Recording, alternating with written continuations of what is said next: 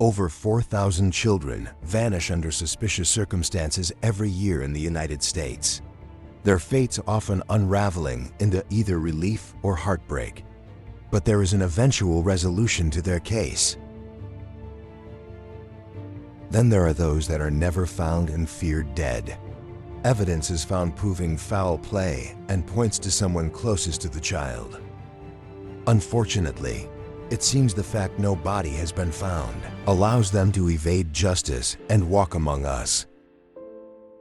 Join us as we dive into the details of 4 bone-chilling cases, 4 innocent voices forever silenced, their mysterious disappearances shrouded in the shadows, and mocking our desperate search for truth. We refuse to let their names fade into oblivion. These innocent souls deserve to be found, and those responsible must be brought to justice.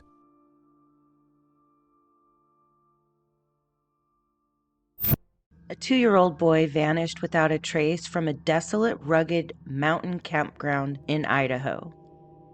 His story made national headlines. People from around the world took notice, wondering what happened to the toddler.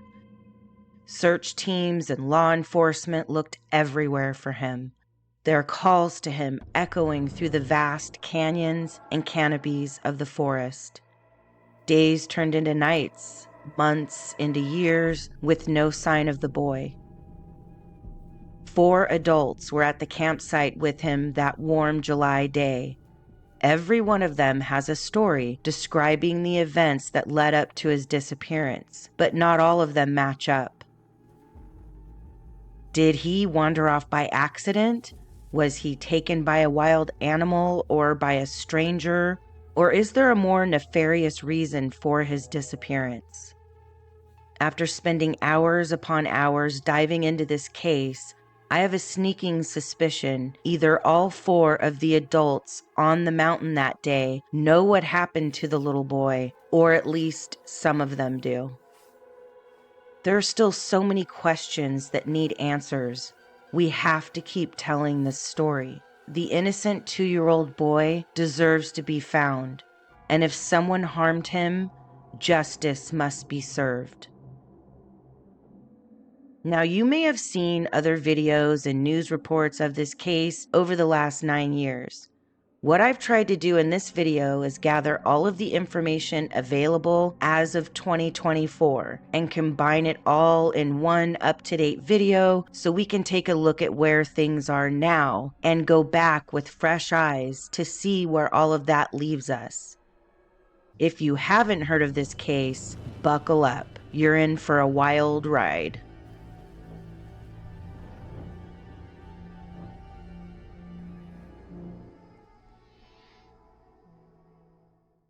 Dior Koontz was born December 30th, 2012 in Idaho Falls, Idaho, to Jessica Mitchell and Vernal Dior Koontz.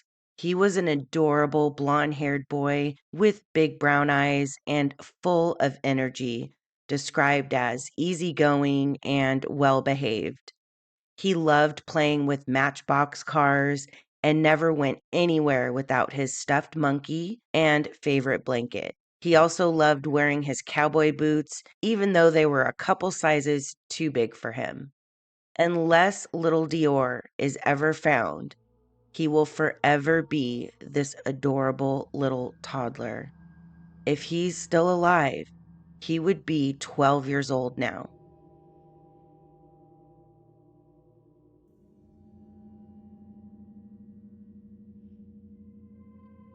On Thursday evening, July 9th, 2015, Jessica Mitchell, Vernal Dior Koontz, Robert Walton, and Isaac Weinwand drove a little over 100 miles from Idaho Falls, Idaho, where they all lived, to Timber Creek Campground right outside of Leadore, Idaho, for a weekend getaway.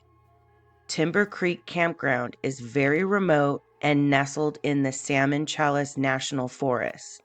As the story goes, Jessica and Vernal brought their son Dior along for the camping trip, and on day 2 of the trip, he vanished.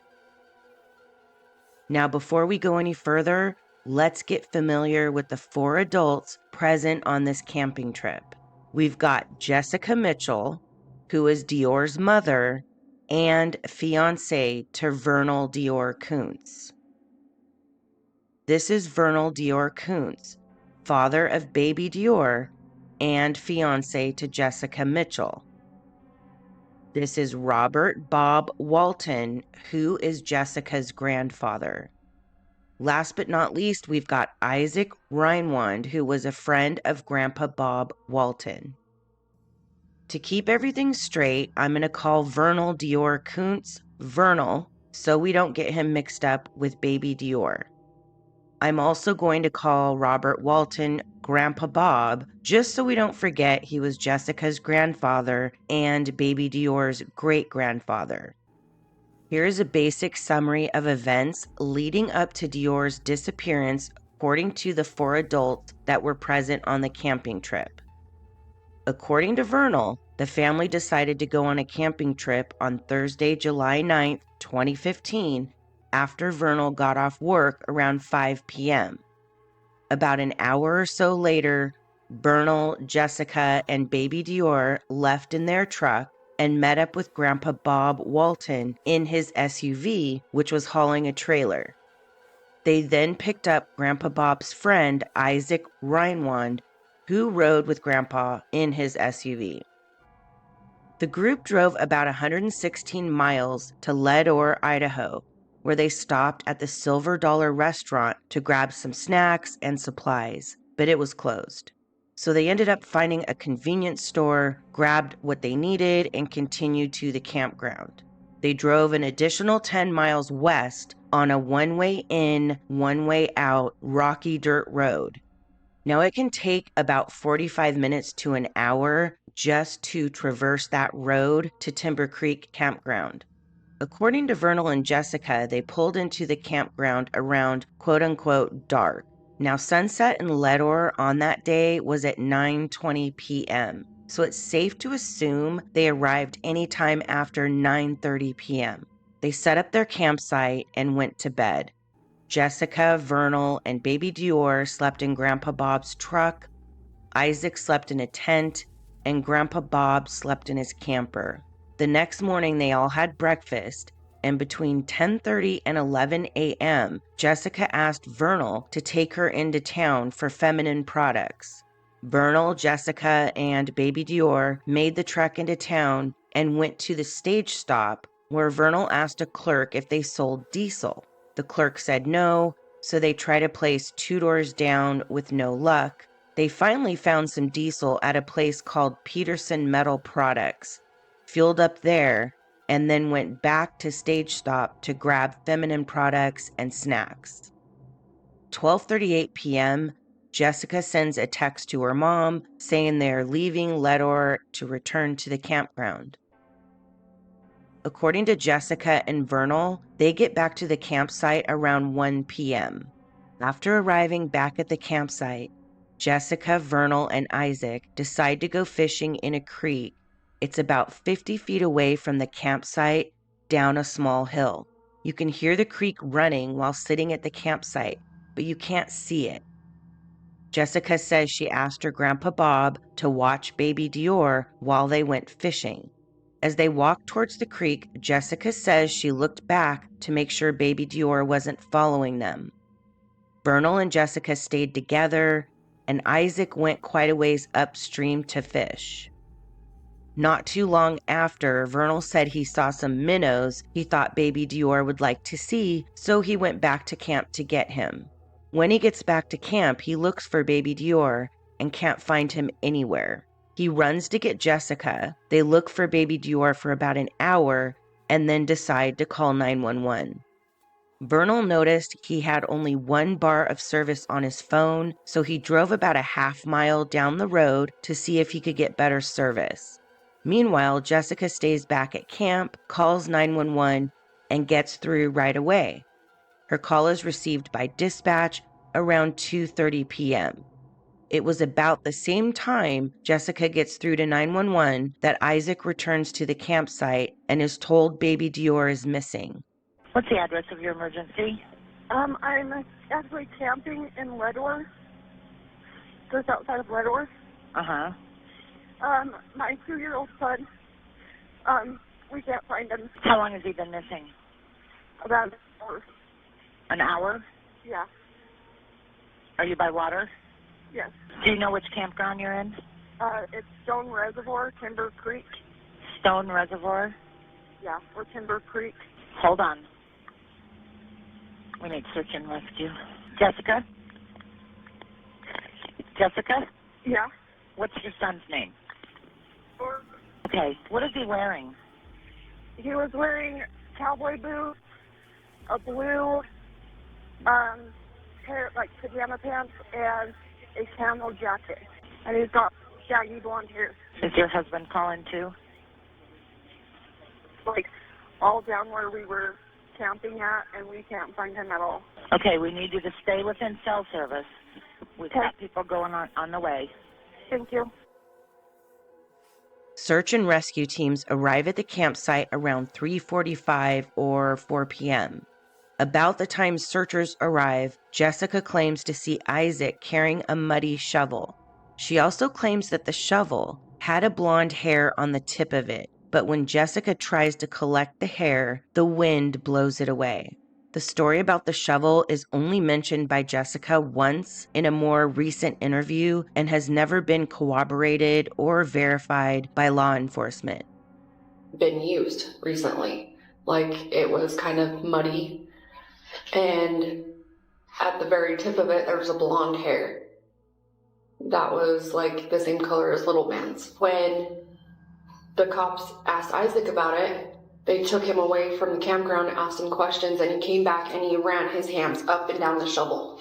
And I'm like, if somebody asked me about this shovel that might be involved with something, why would you? I wouldn't go run my hands all over it. Like, I wouldn't even want to be near that. And the hair, when the guy picked up the shovel, I went to go grab it, and the wind blew it right off the shovel. And so we lost that. Soon the camp was filled with volunteers combing the area around the campsite. By July 12th, 2 days after baby Dior went missing, over 200 people were at the campsite. They were searching on foot, horseback, ATV, and helicopter. Later, drones and dogs were brought in to join the search. Not a trace of Dior was ever found at the campsite or the surrounding areas. Not a scrap of clothing, a boot, blood, nothing. Now, it's been reported that cadaver dogs have hit on a few spots, but they were not related to Dior.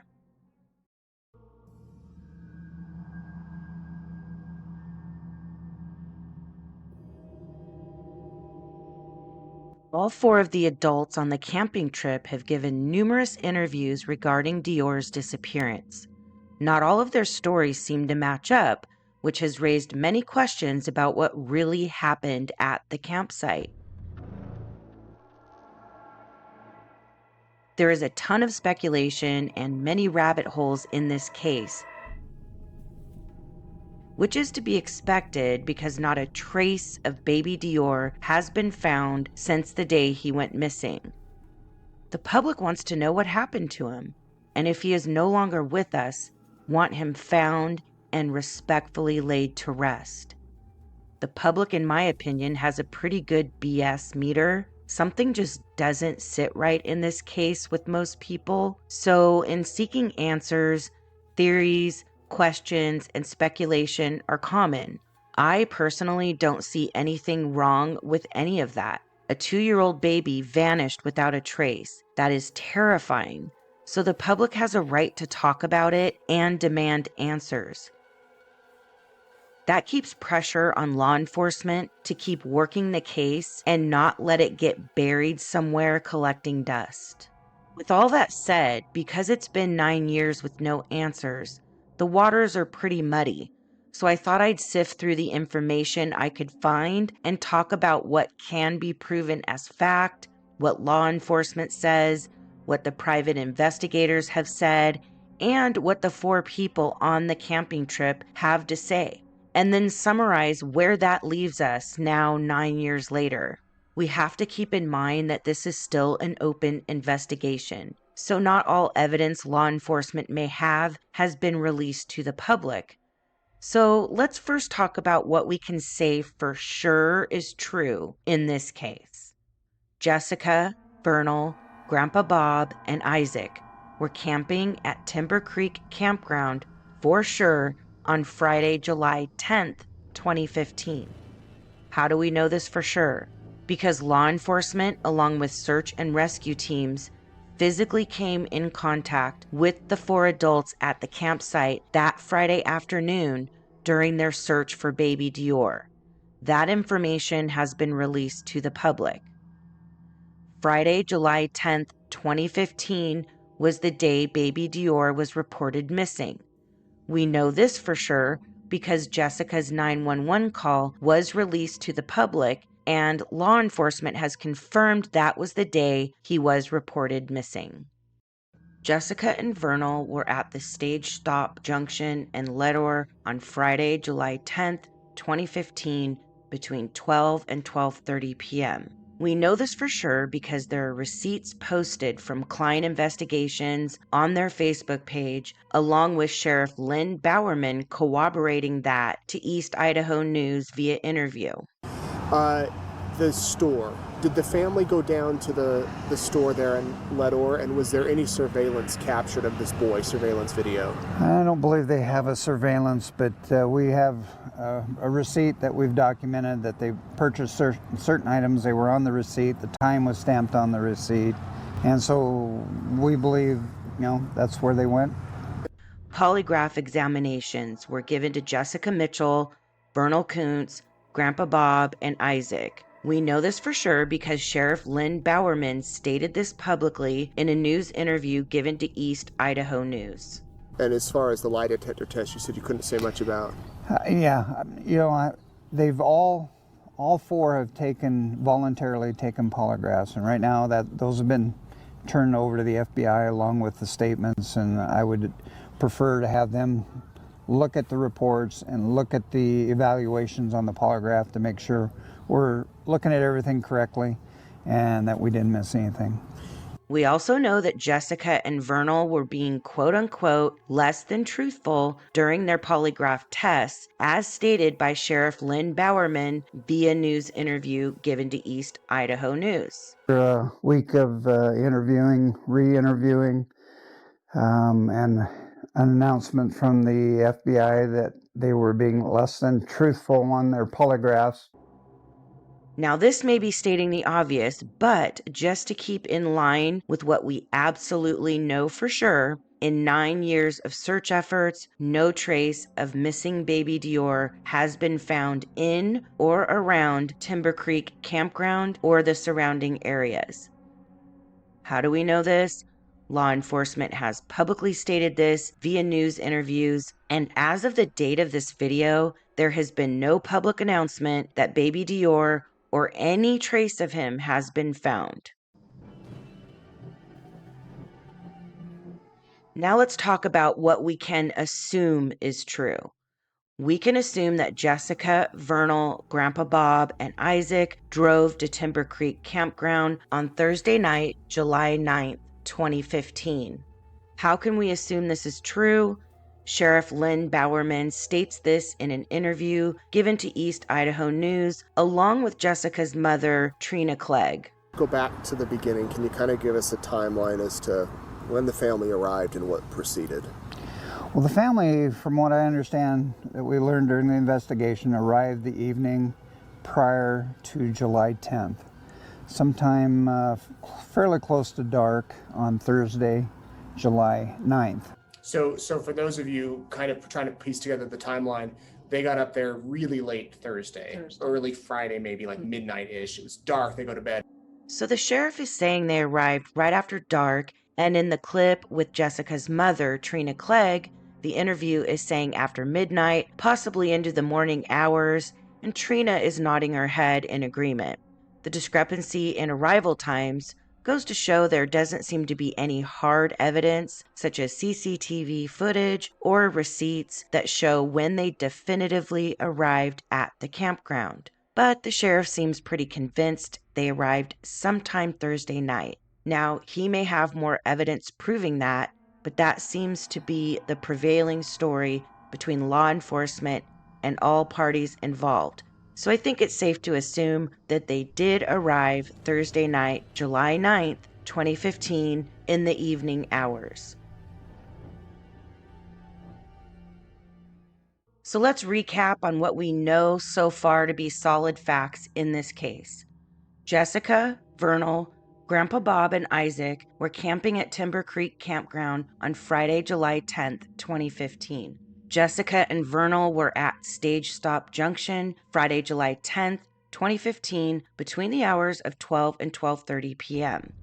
Friday, July 10th was the day baby Dior was reported missing from Timber Creek Campground via 911 call from Jessica.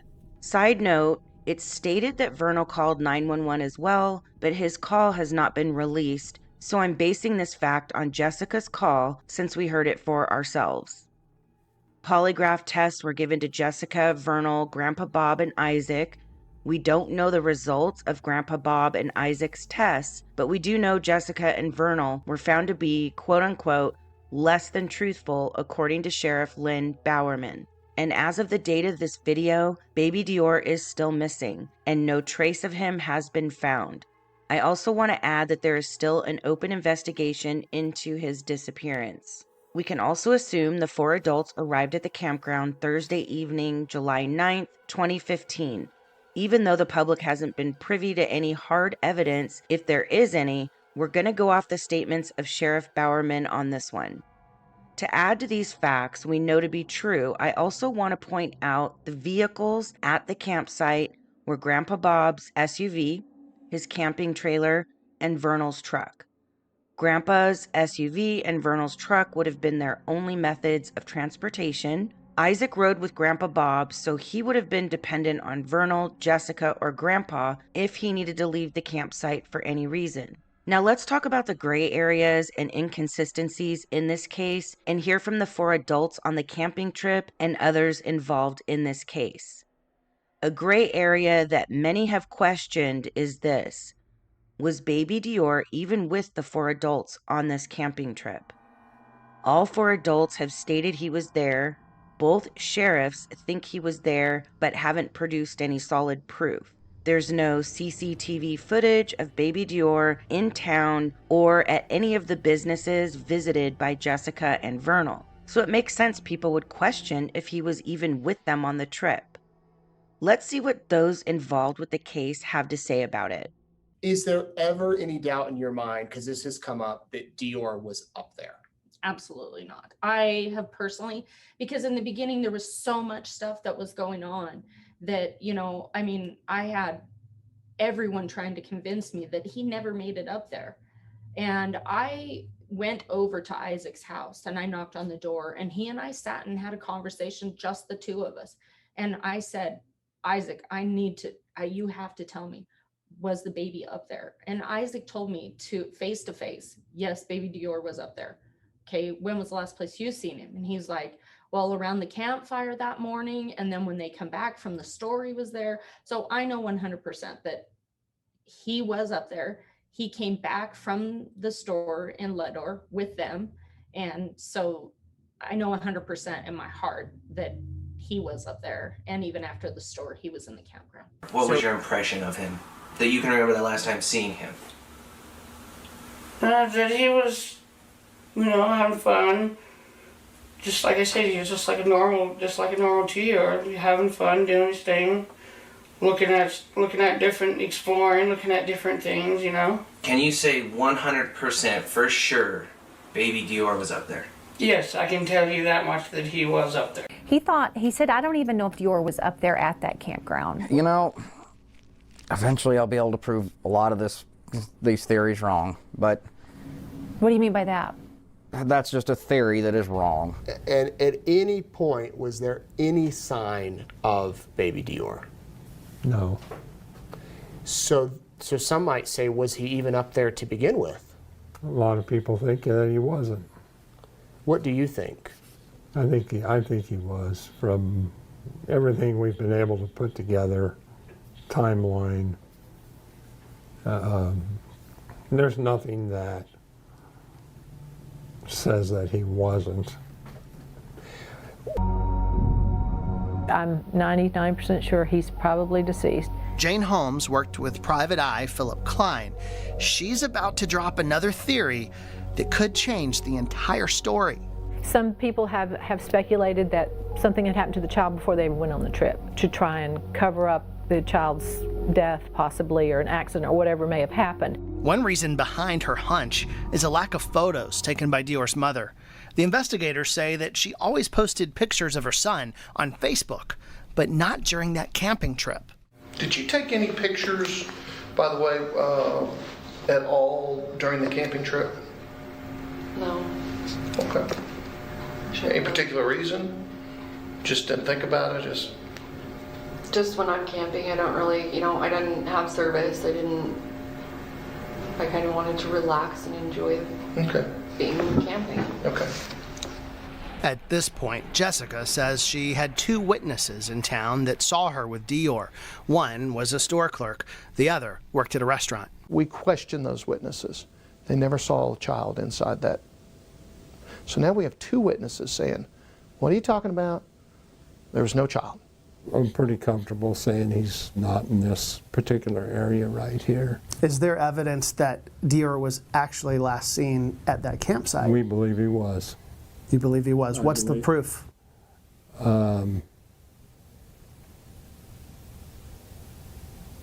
It's just the various timelines, the testimony that we've collected. Testimony, but there's no physical proof, no photos. Correct. So it's the official belief of the Sheriff's Department that he was up there. Yes. Are you investigating any chances that maybe he wasn't? Yes. And you've looked at all of the evidence. You've done an investigation. What do you think happened here? What I think happened was I think we have the child that possibly, and I'm going to say that word possibly because we don't have anybody that has seen that child from the night before. We have two family members that have both lied on not only their polygraph tests but on their witness statements. You're talking about mom and dad. We believe what has happened. Yes, mom and dad have both told us. Now we're up to 6 stories on dad and 4 stories on mom. So basically what we have is we have two parents that say they brought their child up to this mountain on a camping trip when we don't have any evidence that child made it up there on that camping trip. Let's dissect the clips we just watched for a minute before we move on to more of the inconsistencies in this case. Jessica's mother, Tina Clegg's proof that baby Dior was on the camping trip is that Isaac told her he was, and that she knows in her heart he was there.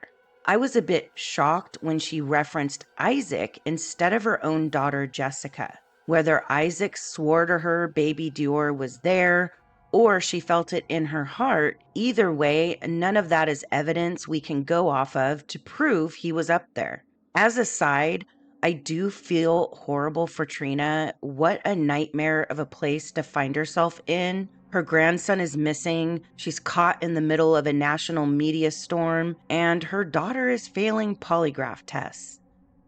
Then we have Isaac stating baby Dior was at the camping trip. Now, it's been said that Isaac is the only one out of the 4 who has been consistent with his story. But I noticed something at the very end of the clip that gave me a little pause. Notice he looks to the side for a split second after he says, "Yes, I can tell you that much, that he was up there." Yes, I can tell you that much, that he was up there.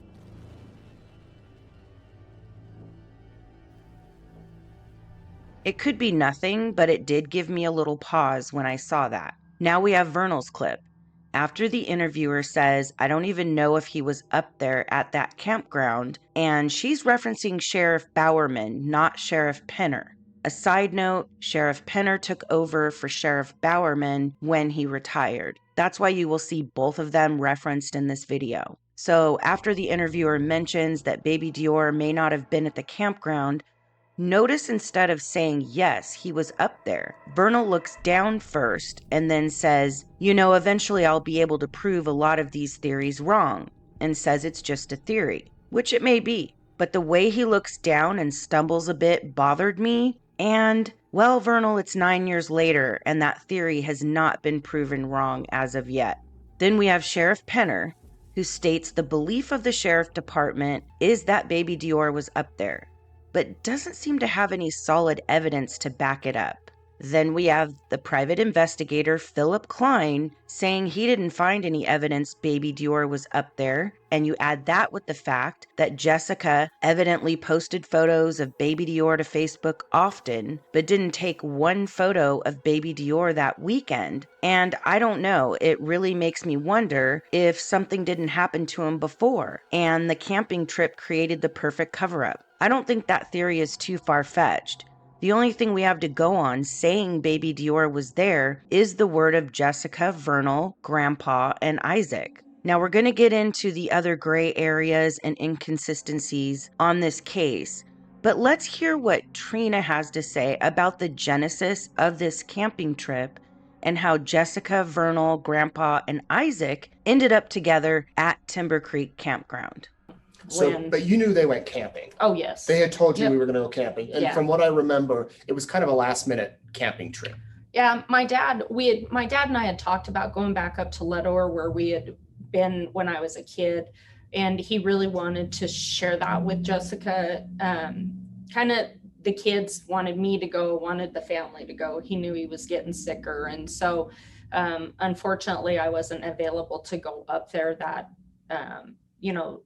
my plans were to go Saturday after I had an engagement already going. So my intentions were to go up Saturday after it.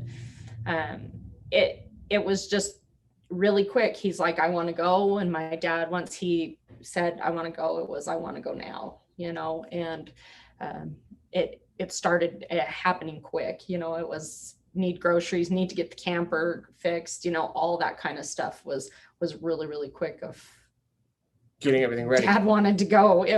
He was going. And Jessica was close to your dad because she cared for him, right? Right. Yeah. So she was one of his caregivers, and I asked Jessica if she would please go. She wanted to go, but I just had to, please, Jess, I really want you to go. I need you to make sure Grandpa's going to be okay. He was going to take Isaac with him, but I didn't know Isaac well enough to know whether if something happened with my dad. And so Jessica decided to go and with Vernal and take the baby. And so I was really excited that they were going to have that opportunity to go up there and go somewhere where my dad and I spent a lot of time as a kid. According to Trina, the camping trip, although it was somewhat last minute, was Grandpa Bob's idea. He originally planned for it to be him and Isaac, but Trina inserted herself into the planning and asked Jessica to go as well to keep an eye on him because of his failing health, since she was also one of his caregivers. That still doesn't mean the trip couldn't have been used as an opportunity to cover up something nefarious happening to baby Dior, in my opinion. But I'll talk more about that later. I think now is a good time to talk a little bit about Jessica. She was known to be erratic and irresponsible. She couldn't hold down a job for very long. That's how she ended up becoming a caregiver for Grandpa Bob. She had 2 other children with another partner, had 50-50 custody for a while, and once she met Vernal, she gave up custody and they went to live with their father full time. She stated she did that because their father was better able to support the kids financially, and that she maintained contact and saw them often. That doesn't really make sense to me. Why did she give up custody if she still saw them often? Something doesn't sit right with me about that. Soon after baby Dior's disappearance, Jessica and Vernal ended their relationship, and shockingly, only 8 months later, Jessica married a man she only knew for 6 weeks. Here's a clip from the first private investigator the family hired to look into baby Dior's disappearance. Now, we'll talk more about him a little later in the video, but his name is Frank Vilt, and he's speaking on Jessica and what he thinks may have happened to baby Dior. And then I'm going to play a quick clip from Philip Klein, who we heard from earlier, talking about Jessica's behavior as well. What do you think happened to Dior? Well, I feel there's one possibility is a scenario is that And it's only because of Jessica giving up her custody of her other two kids, and because she didn't really want kids. And when she had Dior, that her tubes were tied and for all intents and purposes sterilized, so she could never be reversed. And I believe that because of the laws, Nebraska is an example, and Utah, their adoption laws, as long as even though the father may be on the birth certificate, as long as they were not married, the mother could basically has carte blanche to do what she wants to do as far as adopting out her child. So I think one possibility was the child was adopted out. It was an out-of-state adoption, which was arranged. And as a cover story, so Dior wouldn't find out about they staged this possible stranger abduction or prearranged abduction. Jessica has a long history of erratic behavior. The child was getting in her way, and she, frankly, was not interested in raising a child. Now look at this. It's Jessica's Facebook page. Just last week, she shocked everyone with the announcement that she had split from Dior's dad and married a guy she met 6 weeks ago. Jessica seems to be a bit shady. Now, that doesn't mean she's guilty of anything, but it's like the saying goes, things that make you go, Now, let's talk about the other 3 adults on the camping trip. I couldn't find much on Vernal prior to Dior's disappearance, only that him and Jessica were engaged. As was mentioned earlier, Grandpa Bob was in ill health and on oxygen. And it's been said Isaac seems to be a little slow or possibly on the spectrum. He did have a prior conviction for domestic battery. There are conflicting reports as to whether the original charge was more serious and was pled down. He apparently lived close to Grandpa Bob and helped him with yard work and other tasks, and that's how they became friends. They weren't really close, just casual acquaintances. The family hired 2 different private investigators to help in the search for baby Dior. The first was Frank Vilt. He was a retired U.S. Marshal with a respected reputation. He spent a couple weeks on the case and then quit, stating Jessica and Vernal were not being truthful. The family said they fired him, but he disputes that.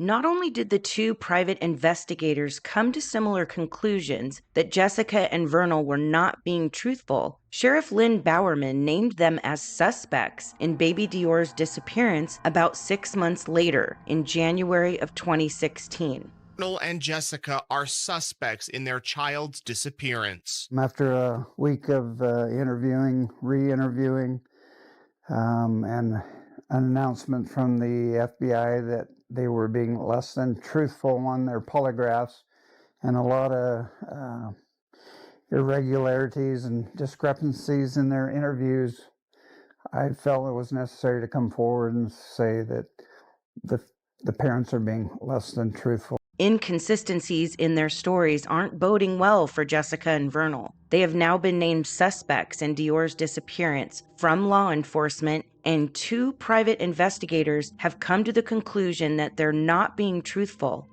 As I mentioned before, the first private investigator they hired, Frank Vilt, disputed the fact that Jessica and Vernal fired him. Because Jessica and Vernal were disparaging his name, he publicly released a scathing letter he sent to them on September of 2015, disputing their efforts to discredit him. Remember, this guy is a retired U.S. Marshal. He's not some fly-by-night private investigator. Here's what the letter reads. As I previously informed you today via my text to your cell phone at 8:31 a.m., I am withdrawing from the investigation because of circumstances beyond my control, including but not limited to a breach of trust on your part concerning your refusal to allow me to make this case national. I am perplexed as to why you did not want me to advertise the $20,000 reward. I was willing to put up personal funds in the hopes that the public could provide information leading to the whereabouts of your son. I agreed to assist you. I informed you that I would work for my out-of-pocket expenses. I was willing to forgo my normal hourly fee. My stipulation was that both of you would be absolute truthful. I told both of you that if I felt that you were not telling the truth, stalling me, or otherwise misleading me that I would withdraw from the investigation. In my opinion, both of you lied and misrepresented the true facts that could solve the mystery of your missing son. There are other aspects of this case that I cannot go into at this time, but simply put, I believe that the searches will all be non-productive. The searches are only used by you to cover a possible crime that one or both of you have committed, emphasis added. My suggestion is that you fully cooperate with the Lemhi County Sheriff and tell the truth. I do not appreciate the fact that one or both of you are spreading rumors that you have paid me. I have not received reimbursement to cover my expenses. I also feel that you are exploiting the public for financial gain. How can you live with yourselves? Sooner or later, the truth will come out. I have enclosed a copy of my expenses and I expect to be reimbursed. I am a professional and I take my work seriously, but I do not like clients that do not cooperate by giving me false and misleading information. Let's hear a little more from Frank Vilt via a phone interview he gave East Idaho News. All right, so Frank, this letter that's been going around the internet, looks like you wrote back in September. Well, basically, I told them that because of circumstances beyond my control, I dropped them as clients because of a breach of trust on their part, because they didn't seem to trust me and what I wanted to do. And what I mean by that, I wanted to go public with this. I wanted to go national public, and I wanted to advertise, we have this little missing boy. We need more eyes and ears to try to find this missing boy. I offered a $20,000 reward, and they did not want me offering the reward. They said that the sheriff didn't want it. They said the sheriff didn't want to go public, and the sheriff never mentioned that to me. And so I started finding little things that they were inconsistent. Their stories didn't jive. One was the timeline, and there was an overemphasis of Jessica stating that she knew the boy was in the campground because she kept looking back. I kept looking back. I kept looking back. And it seemed like this was like an overkill. Why would she keep saying this over and over and over again? She wanted to establish that the boy was in the campground. And this was after they came back from town, and they saw some fish that Isaac and Bob, the grandfather, caught. And so the owner said, well, show me where those fish are. Where'd you catch those fish? And so they went off with Jessica, Dior, and Isaac went off to the creek where they caught the fish, supposedly, and Jessica kept saying, I kept looking back to make sure the little man was there, kept looking back. And why did she overemphasize that? And that was kind of one of the things. And she couldn't answer my question as to why she kept saying that, why she wanted to establish like an alibi that the boy was there. And some other things that were just inconsistent, and they didn't want to, they just were hiding things, like they weren't coming forth with the truth. They didn't make line. The timeline didn't make sense. When the news came out earlier this week that the sheriff is naming them as suspects, were you surprised? No, I wasn't surprised at all. And a lot of reasons for that is because the sheriff's not going to just make wild accusations. They're not going to do anything until they have some evidence.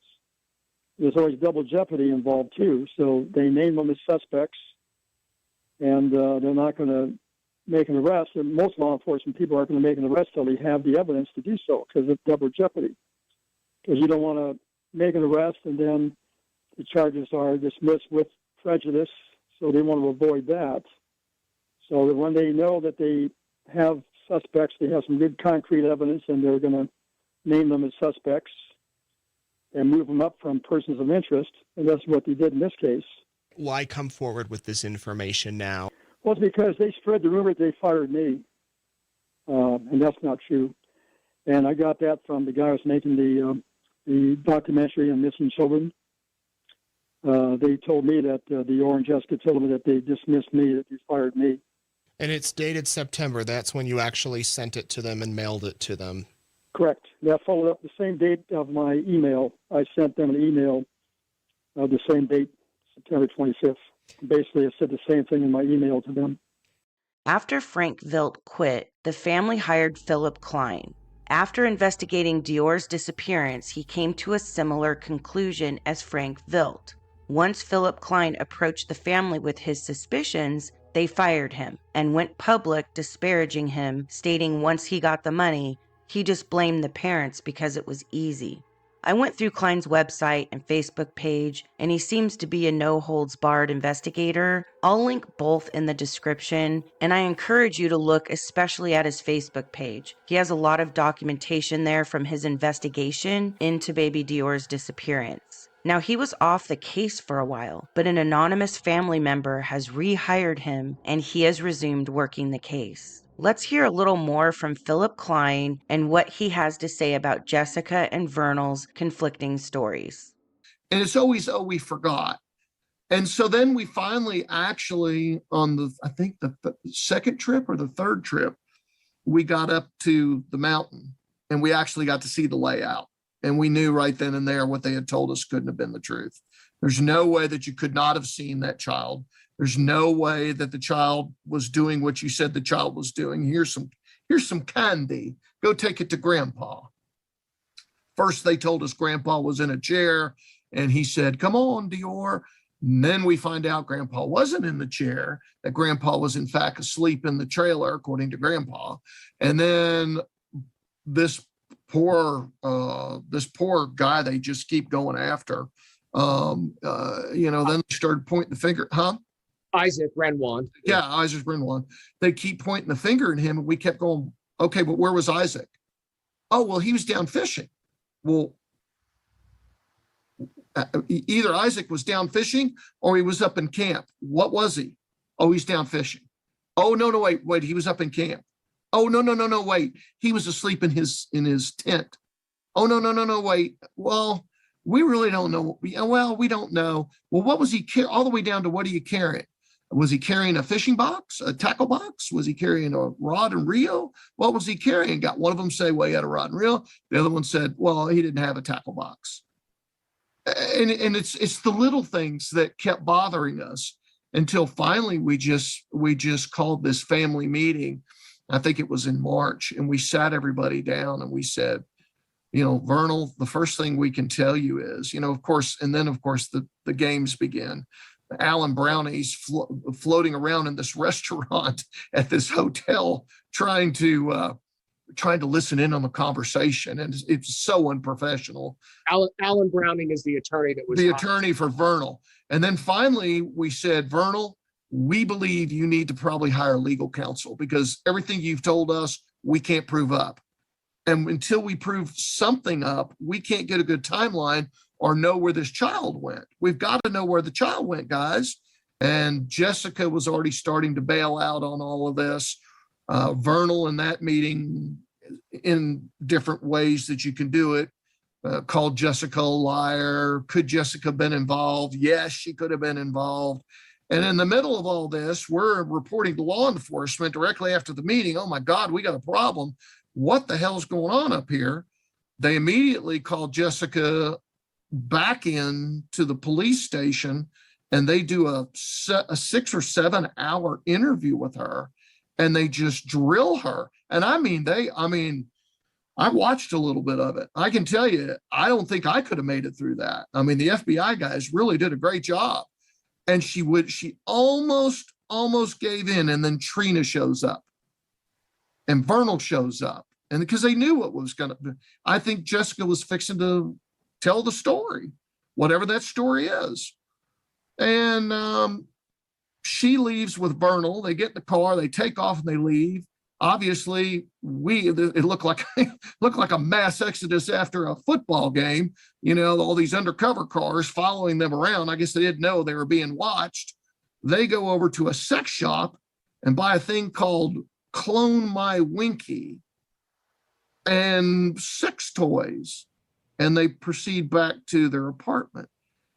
Now, to the average person out there, that's weird, right? To investigators, after you've interrogated someone for 7-8 hours, is that something you would do normally? And at that point, we started taking a good hard look at Vernal and Jessica. At that point, Alan Browning then stepped in, told us we were fired, said he was going to sue us for making defamatory statements, which eventually he did sue us. He sued us twice. The first one, Jessica bailed out, so they had to drop it. The second one, they sued us. We almost got to discovery. I mean, we were this close to putting them both on the box. We're going to take their depositions. We were this close. And the judge came in and goes, hold on, everybody. Everything Klein has said in public, everything Klein has said is the same thing the cops are saying. The lawsuit filed against Klein by Vernal for breach of contract, infliction of emotional distress, libel, slander, and fraud was dismissed by a judge.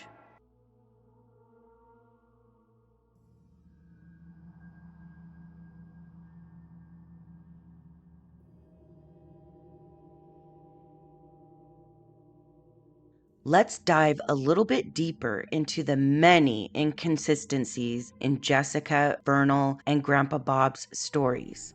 I am going to highlight only a few. This video would be hours upon hours long if I covered them all. I'm going to link sources in the description where you can go and find even more nuggets of information on this case. There are two sources who have done an outstanding job compiling details in one place and make it easy for you to go down the rabbit hole. One is justiceforbabydior.com and the other is East Idaho News. So make sure to check out the description section of this video for links to all of those awesome sources. Going back to when Jessica and Vernal said they went into Ledor on Friday, July 10th, 2015 for feminine products, snacks, and diesel for Vernal's truck, in a videotaped interview Jessica gave to private investigator Philip Klein, he asked her where they stopped to get diesel. The only place in town that had diesel was 2 buildings down at it looked like a closed down gas station, and that he needed to go over and prepay across the street at the Clover Creek Motel. She states they stopped at the Clover Creek Motel. Well, Jessica, I don't know about you, but driving 250 miles from camp to find diesel seems quite counterproductive. As a matter of fact, I imagine you guys would have ran out of diesel before ever making it there, because there is no Clover Creek Motel in Ledor. Not even a business named anything close to that. But there is a Clover Creek Inn in Idaho, about 250 miles away from Ledor. In my opinion, the name Clover Creek Motel wouldn't just come to mind like that unless you've been to a Clover Creek Motel before. She had probably been to the Clover Creek Inn before, and in searching for a name of something to back up her shady story, that's the name she blurted out. Again, just my opinion. Another interesting slip-up from Jessica is in her written statement. Here she is talking about the 911 call. She states, Dior, meaning Vernal, said he was really going to call 911. When he left, I tried to call my mom to see if I could make a call and for her to understand me. I tried to call her 5 times before the call went through. When my mom answered, I told her Lil Man was missing and we couldn't find him. She couldn't understand me because I was crying and panicked. So she yelled at me and told me to calm down so she could understand me. When I told her what was going on, she told me to call 911. I hung up with her and called 911. I told the dispatcher what was going on, and she told me my husband was on the other line with them. When I was done talking to her, I took everything out of my pockets and threw them into Dior, meaning Vernal's truck, and started heading towards the creek. Number 1. If my 2-year-old son was missing, I would not waste precious minutes trying to call my mom or anyone else for that matter to see if it would go through. I would spend every second trying to get through to 911. What's funny is Jessica said that it took 5 tries to get through to her mother, but got through to 911 first try. So calling her mom wasted valuable time getting the call into 911. According to Vernal's statement, it says that he and Jessica said they need to call 911, and Grandpa Bob says no, he's here, it's only been 20 minutes or so. Vernal says here, I told Jessica I was going for help and ran for my truck. I went to the and then I'm not sure what that word is. He went to something. His writing is really hard to read. So anyways, he went to something in the road between the cutoffs and turned around thinking he's got to be here. He's little. He couldn't go far. So skipping a couple lines, he then writes that he went a mile or so down the road and got service and called 911. He states 911 asked him to stay there so he would stay in service, but he said he hung up, stayed a few minutes, and because his son was missing, he couldn't just stay there, so he went back to camp. So Vernal and Jessica, in both statements, say that Vernal left to call 911. Vernal says he ran for his truck and drove a mile or so down the road to call 911. Jessica says when she's on the phone with 911, the dispatcher states her husband is on the other line. So it's safe to assume, according to their statements, that Vernal is down the road a mile or so in his truck on the phone with 911, and Jessica is back at camp on the phone with 911. If that was the case, then why does Jessica state that after she hung up with 911, she took everything out of her pockets and threw it in Vernal's truck? I thought Vernal was over a mile away in his truck. How can you throw things in his truck if his truck is not there? Well, obviously you can't. So this 911 story is not adding up at all. Also, why would you hang up from 911 and empty your pockets? That statement is just weird to me. Empty your pockets of what? Who has time to think of emptying your pockets after hanging up from a 911 call for your missing son? Why is that so relevant to her that she writes it in her statement? Now we're going to bring Grandpa Bob's statements into play from an interview he gave private investigator Philip Klein. Vernal and Jessica have conflicting statements on what happened when they arrived back to camp from supposedly fishing in the creek to find that baby Dior was missing. Vernal said he asked Grandpa Bob where baby Dior was, and Grandpa said, "I thought he went down to you." And Vernal said, "Down that way?" meaning toward the upper campground, and Grandpa said yes. Jessica states that when she got back to camp, she asked Grandpa Bob where he last saw Lil Man and said he pointed to a tree and said he was right there sitting in the dirt playing with his boots. How can this be? How can they both get back to camp and ask Grandpa Bob the same question and get different answers when both Jessica and Vernal and Grandpa were there together at this point? Something isn't adding up. Let's see what Grandpa has to say about this. Did you ever tell Jess that you saw him down by the creek sitting next to a tree? No. You never told her that? No. Messing in the dirt or with his boot? Never told her that? Okay. So Grandpa denies telling Jessica that baby Dior was sitting by a tree in the dirt playing with his boots. Let's see what else isn't matching up. In both Jessica and Vernal's written statements, they say that Jessica asked Grandpa Bob to watch baby Dior while they went fishing with Isaac, and he said yes. What does Grandpa Bob have to say about this? I'm trying to image this in my mind because I've never been up there before. Yeah. So Dior Sr., Jess, and Isaac walk away from the camp. Right. And do they ask you to watch little Dior? That's what I hear. Okay, that's what you hear? That's what I hear. That's what you hear from them say? That's what I hear. I didn't know whether I heard or they said that. Okay. That's an interesting choice of words Grandpa used to answer Klein's question as to whether Jessica and Vernal asked him to watch baby Dior. Now, if Grandpa didn't remember them asking him, he could have said, "I don't remember." Instead, he says, "That's what I hear." Is that what you heard they told investigators? So that's the story Jessica and Vernal are using? Then he says, "I don't know whether I heard them or they said that." What an interesting answer. Even though Grandpa Bob isn't some young spring chicken anymore, being left in charge of a 2-year-old is not something that happens to him every day, especially on a weekend camping trip. So I would think that is something that would stand out to him, and he would be able to answer definitively yes or no to whether he was asked to watch baby Dior.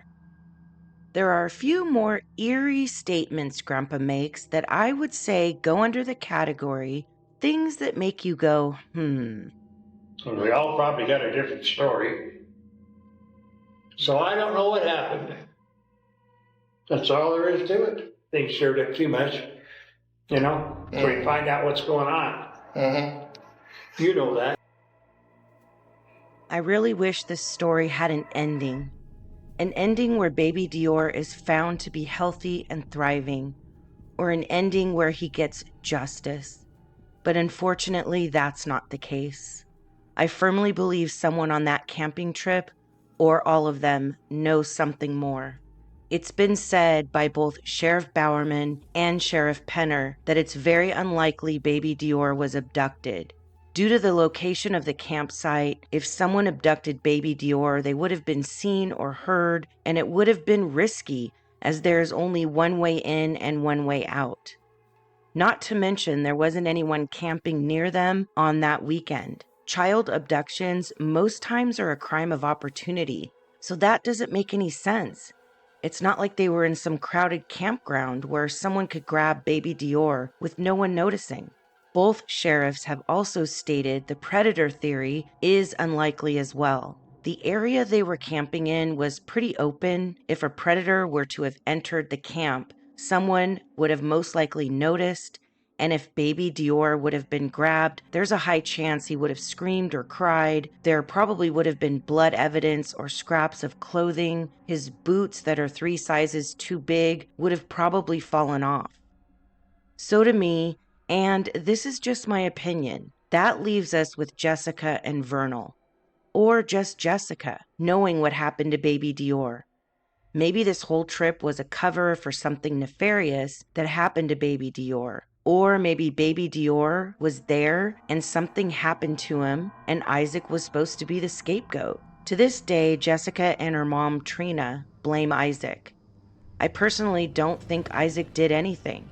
Either he was threatened to say baby Dior was there, or something happened to him while Isaac was off fishing.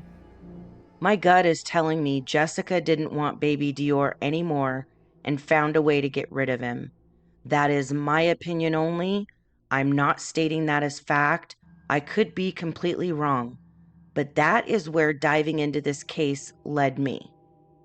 I think law enforcement knows a lot more than they can say, but because they don't have a body, it would be too risky to move forward with an arrest. They went so far as to name Jessica and Vernal as suspects, but have probably been hoping more will come out or baby Dior's remains will be found. I'm disgusted if Jessica and Vernal know where their son's body is and go to sleep every night, leaving the public to worry and wonder what happened to this innocent, beautiful baby boy. That's why we can't let this case rest. We need to keep the pressure up until something gives. The truth always eventually comes out. I know it will someday in this case. Wherever you are, sweet baby Dior, I pray you will be found. Until then, we will be your voice, and we will not give up our fight for answers.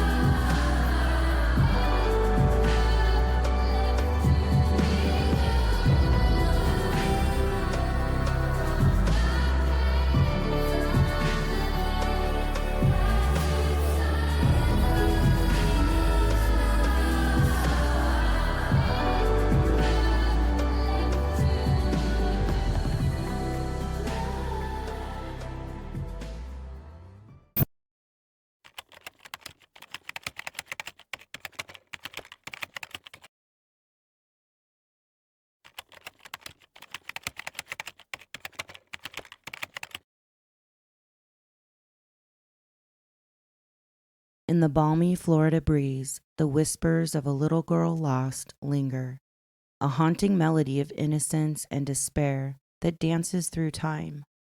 Her bright brown eyes, bubbly smile, and golden blonde curls vividly dance in the minds of those who loved her and those who never knew her alike. In February of 2009, she vanished without a trace, leaving behind a haunting legacy that casts a shadow over Satsuma, Florida to this very day. The mystery of her disappearance still gnaws at the hearts of those who tirelessly searched for her, who gave everything they had, trying to unravel the truth of that fateful night 15 years ago. Journey with us as we traverse the winding and treacherous road that is her story, diving into every detail and revealing new clues that we can only hope bring resolve to her case. Her name is Haley, and we cannot let her be forgotten. We need to be her voice. We need to find her. For many years in the small, unincorporated town of Satsuma, Florida, life drifted on unnoticed and unchanged. That is until a chaotic and ominous 911 call pierced the tranquility of the early morning hours of February 10th, 2009. The call came in from 17-year-old Misty Crosland at 3:17 a.m. She reported her 5-year-old daughter Haley missing. Misty, the 17-year-old girlfriend of Haley's father, 25-year-old Ronald Cummings, was tasked with watching over Haley and her younger brother while Ronald worked the night shift. Misty's account to the dispatcher was chilling. The back door of the trailer was ajar, propped open by a brick, and Haley was nowhere to be found. In the background of the call, the tension escalated as Ronald burst through the door, his voice a mixture of panic and fury. His anger was palpable as he demanded answers as to how Misty could have let this happen. As the call continued, the chaos of the moment was underscored by Ronald's belligerent exchanges with the operator. Frustrated by the agonizing wait for the police to arrive, the operator tries to calm Ronald, ensuring police are on their way, all while trying to get important information from Misty about Haley to aid officers in their search for her. You can hear Misty struggling to answer the simplest questions, like Haley's weight, height, hair, and eye color. The following is the 911 call in its entirety. I just woke up and our back door was wide open and I can't find our daughter. Can't find what? Our daughter. Okay, what's your address? Green Lane. What does that mean? What's the numerical? Yeah, miracle, what's that? The number? Green Lane? Yes. Okay, when did you last see her? We were just like, it was about 10 o'clock. She was sleeping, just cleaning. Okay, how old is your daughter? She's 5. Okay, what was she last seen wearing? Ma'am? She was in her pajamas. We were sleeping. Okay, alright. You said your back door was wide open? Yes, it was a brick. Like a brick on the floor. Like when I went to sleep, the door was not like that. Okay, the back door, listen to me. Your back door was wide open. What are you talking about, a brick? Yes. What is the brick? It's on the back door on the stairs. Like we have like a walkway. Uh-huh. And there was a brick laying there? Yes, it's still there. We got them coming. Tell them we got them coming. They're coming. Okay, what's the color of your house, ma'am? Blue. Blue? Okay.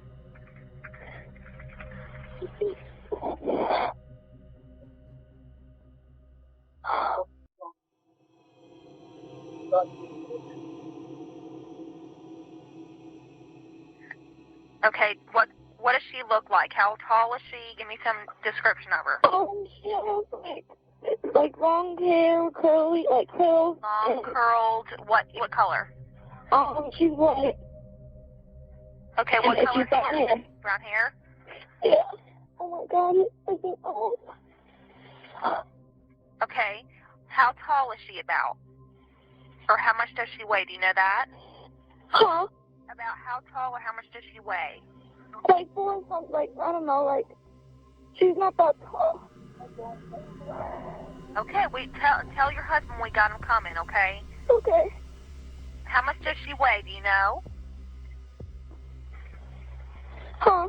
How much does she weigh? Like 40, 50 pounds, 60 pounds. 40 to 60 pounds? Yeah. Okay, let me get your name and phone number. My name is... Spell your last name?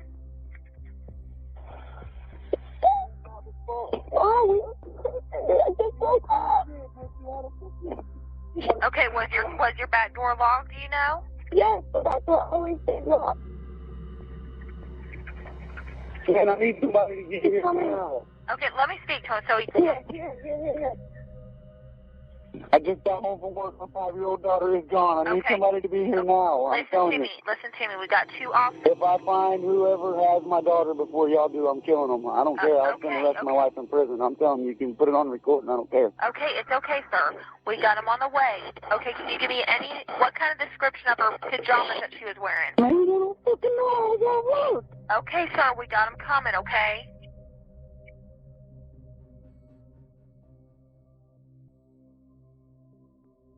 Let me talk to your wife. So let me... Yeah, I'm going to get that.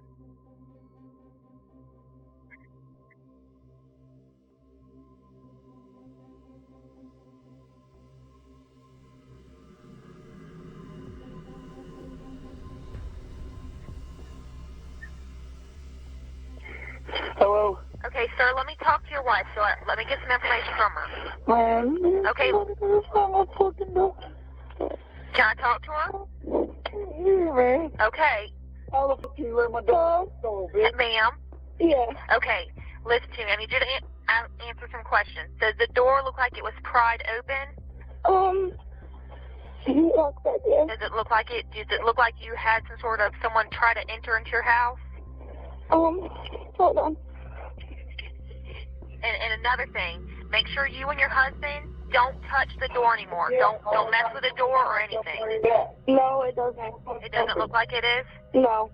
Okay, now listen, tell your husband to not touch anything. Make sure it's because we're going to try to get a canine out there. Okay? She said don't touch anything because they're bringing canine out here. They're going to fucking bring something in. If I find out another facility, I don't give out prison. Prison don't scare me. Okay, we understand. We got him on the way, okay? What's her name? How do you spell her first name? What's her middle name? Yes. And the spelling of the last name is... Well, that's my last name. That's not hers. Her name is... Where'd you do it? What's her date of birth? I'm going to shoot somebody. Okay, well, tell them we understand. We need to get her date of birth. What's her date of birth? Fucking date of birth is. We need to find her. Her date of birth. Okay, listen to me. I'm getting this information. I'm not the officer driving out there, okay? They're coming out there to handle that situation. I need to gather all information from you over the phone. It has nothing to do with me driving out there. The officers are taking care of that, okay? They're coming out there, okay? Okay.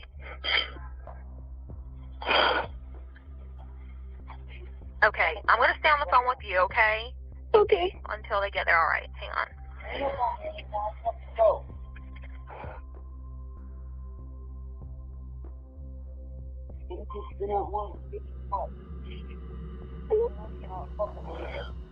Tell him we got him coming. He needs to try to calm down a little bit, okay? The officers are going to come out there and do what they can. We can't have him screaming and yelling at the officers whenever they get there, okay? You got better people to talk to than the motherfucker that ain't coming.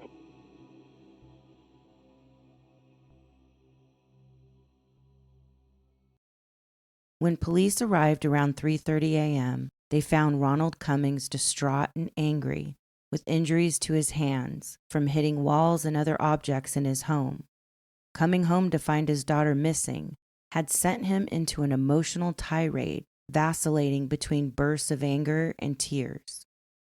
Misty told police both children had been sleeping in her bed. She woke up to get a drink sometime before 3 a.m., noticed the kitchen light was on, and the back door was propped wide open with a brick or cinder block of some sort. It was after she noticed the back door open that she found Haley was missing. By 9:30 a.m. the next morning, a nationwide Amber Alert was issued, and an extensive search began for Haley in the surrounding area, with 150 officers and 20 different law enforcement agencies becoming involved in the investigation. That afternoon, canine search dogs picked up Haley's scent near a creek located near the trailer that leads to the St. John River. Divers searched the waterway, but came up with no sign of her. As the sun set and rose on another day, the passage of time offered no solace. Each day without Haley stretched into an agonizing eternity. It was becoming clear to law enforcement something terrible may have happened to an innocent little girl in their community. The gravity of the situation was weighing heavy on them, as each minute that passed brought no sign of Haley. She seemed to literally vanish into thin air. The sleepy town of Satsuma, once serene and unnoticed, found itself transformed into a swirling epicenter of global attention. Media from every corner of the world descended upon the quiet street of Green Lane, their relentless cameras and probing questions turning the tranquil community into a hive of chaos and scrutiny. The demand for answers was becoming an insatiable roar, fueling the fire of public interest and speculation. Haley, who was just 5 years old when she went missing, was born on August 17, 2003, to parents Ronald Cummings and Crystal Sheffield. Crystal was only 16 when she became pregnant with Haley. Ronald was 25, 8 years her senior. During her pregnancy, a sonogram revealed Haley had Turner syndrome, which is a genetic condition that occurs in females when one of the X chromosomes is partially or completely missing.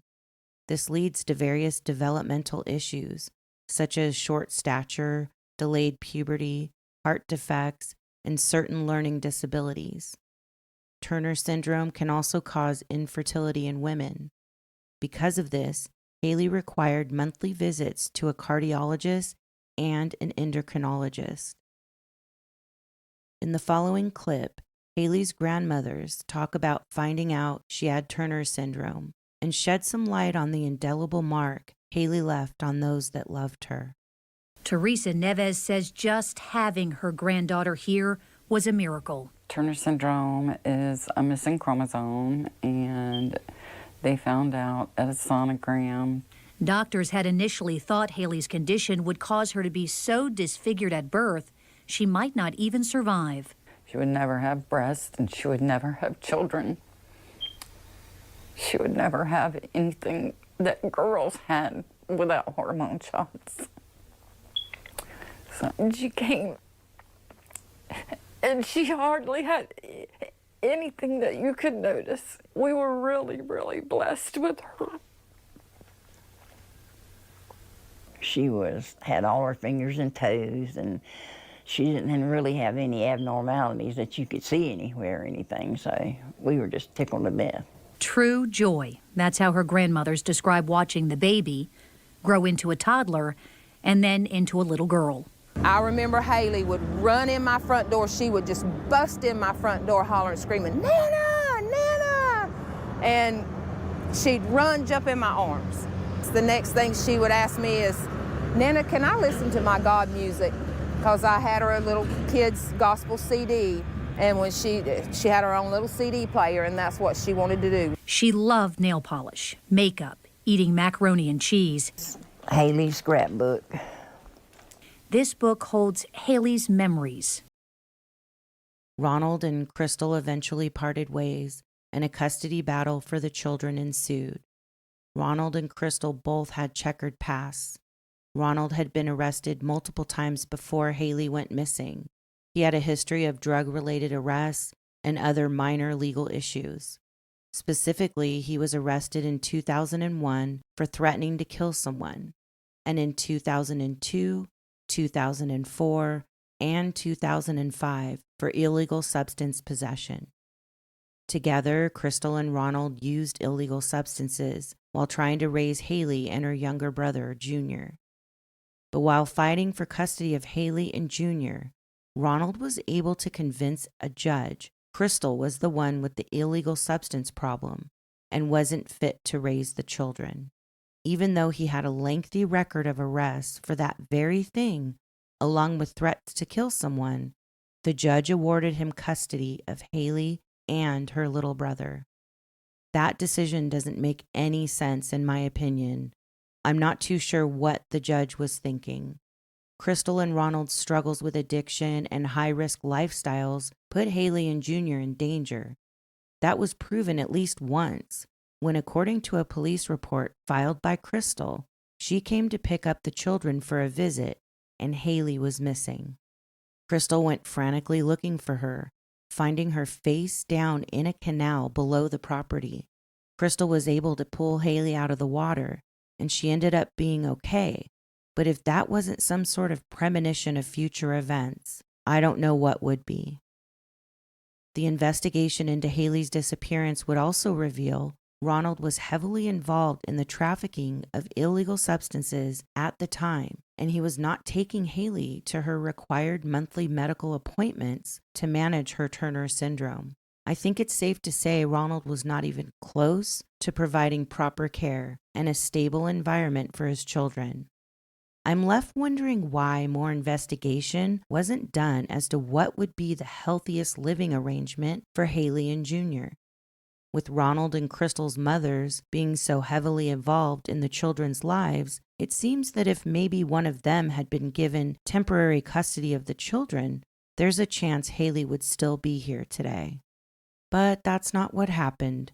Ronald ended up with custody of the children and continued subjecting them to his shady lifestyle. After his split with Crystal, he began dating another child, Misty, who was only 17. He obviously liked them young. Misty also struggled with addiction, and so the cycle began again. As more information into Ronald and Misty's background came to light, suspicion cast its shadow on the two. Misty in particular became the focal point of intense scrutiny and doubt. As the last person to see Haley alive, her every word and action was dissected under the glare of the public eye. In the days following Haley's disappearance, Ronald and Misty spoke to several news outlets, allowing the public to form their own opinions and look for holes in their stories. Well, you were there, Misty, and I know when Ronald just said that the focus has been removed from his daughter, a little girl that you also care very deeply for, to other people. A lot of the focus has now been on you and the police saying that you walked out of a meeting they were having with you, walked away. Why? What happened? You stopped talking. Tell us what happened. Something must have upset you. There was a new guy that was new to the case, and I didn't feel comfortable with him. He was just being very rude to me.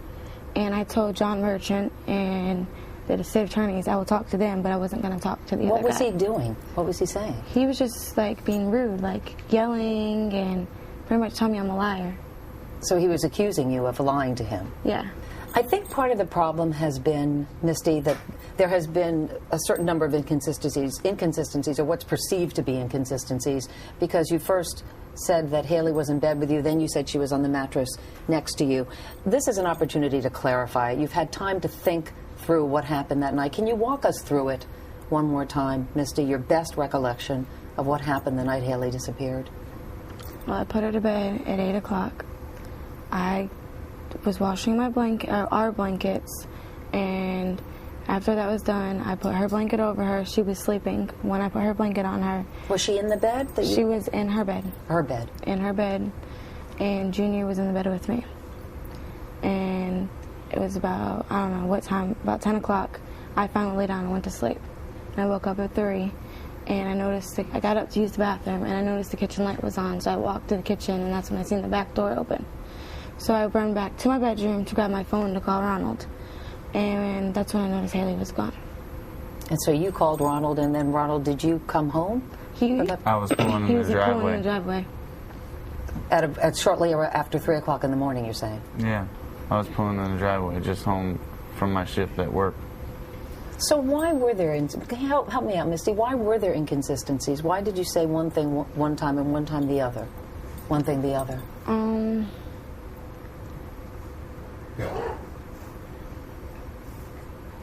I don't know. But you know you did do that? Yeah. And you're not sure why? No. Ronald was quickly cleared from having anything to do with Haley's disappearance. Law enforcement, through interviews and good old-fashioned police work, were able to prove he left work around 8 p.m. that evening and did not return home until about 3:30 a.m., walking in the door as Misty was on the phone with the 911 operator. Misty, on the other hand, was quickly becoming a person of interest in the case. There were inconsistencies in her story that were concerning law enforcement. She originally said she and the children were sleeping in the same bed, and she got up sometime between 2:30 and 3 a.m. to get a drink. She noticed the kitchen light was on, and the back door was propped open, and that's when she noticed Haley was missing. But in later statements, things changed. She wasn't getting a drink, but going to the bathroom, and both children weren't sleeping with her. Now she was saying Haley was sleeping in a different bed, still in the same room, but a different bed on the floor. What's interesting is there was a bathroom in the main bedroom they were sleeping in, but Misty stated she went to a bathroom located outside of the bedroom. Why would anyone do that unless the bathroom located in the bedroom was out of order for some reason? But the bathroom in the bedroom was working fine, so that statement didn't make any sense. And then there were the inconsistent statements as to where Haley was sleeping. If Haley was sleeping in bed with her little brother and Misty, wouldn't Misty have noticed if someone had come in and taken Haley out of bed? What is the likelihood that some random stranger would walk into a trailer and take a sleeping 5-year-old out of bed with another child and a 17-year-old sleeping next to her? Even if Haley was sleeping on the toddler mattress in the same room, is it likely a stranger would risk going into a bedroom with 2 others sleeping close by and take a 5-year-old? If there was a random stranger that brazen, wouldn't someone hear something? Wouldn't a 5-year-old being ripped out of bed in the middle of the night by a stranger cry out or make some sort of noise? Why was there no sign of forced entry into the trailer? Misty stated on the phone to the 911 operator that all of the doors were locked. So with no signs of forced entry, how could a stranger have gained entry through the back door? None of this was making sense to investigators, which prompted them to look deeper into Misty Crosland. Both Misty and Ronald were given polygraph tests, but the results have never been released, which is a little strange, being that Florida has what's called the Sunshine Law, which ensures transparency related to police investigations, meaning they must be open to the public inspection. However, there are exceptions to protect sensitive information, such as ongoing investigations, personal privacy, and public safety, which leads me to believe the results haven't been released because Haley's case is still an ongoing investigation. But just because law enforcement has never officially released their polygraph tests doesn't mean Misty and Ronald didn't publicly speak on the results. And that's where Misty seems to get caught up in another quote-unquote inconsistent statement. The state attorneys, I would talk to them, but I wasn't going to talk to the other guy. What was he doing? What was he saying? He was just like being rude, like yelling and pretty much telling me I'm a liar. So he was accusing you of lying to him? Yeah. Let's go back After through. past polygraph. After passing. You both clear. They said to you, you have passed the polygraph test. Absolutely.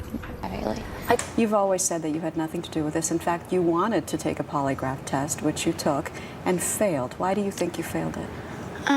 I didn't want to take the polygraph. I was supposed to do a hypnosis. That's what I was supposed to do. One of the guys said that it could be the reason I'm failing is because I feel like it's my fault because I was the last one seen with her. While Misty remained a central figure in Haley's disappearance, the police cast a wider net to uncover any other possible leads.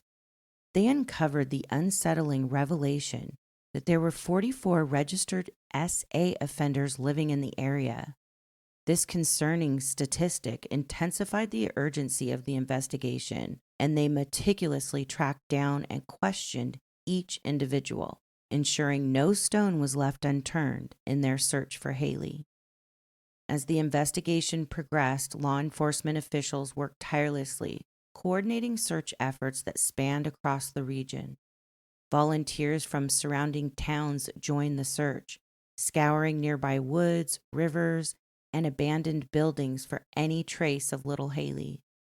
Despite their relentless efforts, what happened to her remained a mystery, and the investigation kept leading them back to Misty. In the days leading up to Haley's disappearance, the stormy relationship between Misty and Ronald reached a crescendo. A heated argument culminated into Ronald's explosive decision to throw Misty out, along with her clothes. He tossed them out of the trailer, leaving them scattered across the yard. They reconciled soon after, but is it possible simmering resentment and emotional turmoil could have led Misty to retaliate against Ronald by harming Haley? Another layer of complexity emerged when Misty later revealed she had visitors the night Haley vanished. Those visitors were Misty's brother, Hank Tommy Crosland Jr., who goes by Tommy, and her cousin Joe Overstreet, and they both had histories of arrests and illegal substance abuse. Misty's accounts of their visit varied. In one version of events, she mentioned the trio had some Mary Jane on the porch, spending time together in a seemingly innocuous gathering. However, another story she shared painted a more ominous picture. Tommy and Joe were allegedly searching for a gun owned by Ronald, Haley's father. Law enforcement now faced the challenge of delving into Tommy and Joe's backgrounds, scrutinizing their activities on that night and understanding their motives. It was found that Joe Overstreet, Misty's cousin, was visiting from Tennessee the night Haley went missing. Police questioned him, and he denied knowing anything about her disappearance, even breaking down in tears during the interview. He returned to Tennessee soon after he was interviewed by police. Law enforcement sent a surveillance team to Tennessee to monitor Joe and found nothing that would lead them to think he had anything to do with Haley's disappearance. Misty's brother denied having anything to do with Haley's disappearance during his police interview as well. In a strange turn of events, literally on the month anniversary of Haley's disappearance, March 9, 2009, Ronald and Misty are issued a marriage license in Putnam County and married 3 days later on March 12, 2009. Misty, being only 17 years old, would have needed her parents' consent to marry Ronald. According to Florida law, minors aged 16 or 17 can marry with the consent of both parents or legal guardians. If one parent is deceased or missing, the other parent must consent. If both parents are unavailable or refuse to consent, a court order must be obtained. With all of the suspicions surrounding Misty and Haley going missing in her care, it baffles me that Ronald decided it was time to tie the knot, and that her family thought her marrying someone with addiction issues and an arrest record at 17 was a good idea. But that's exactly what happened, and Misty Crosland officially became Misty Cummings a month after Haley's suspicious disappearance.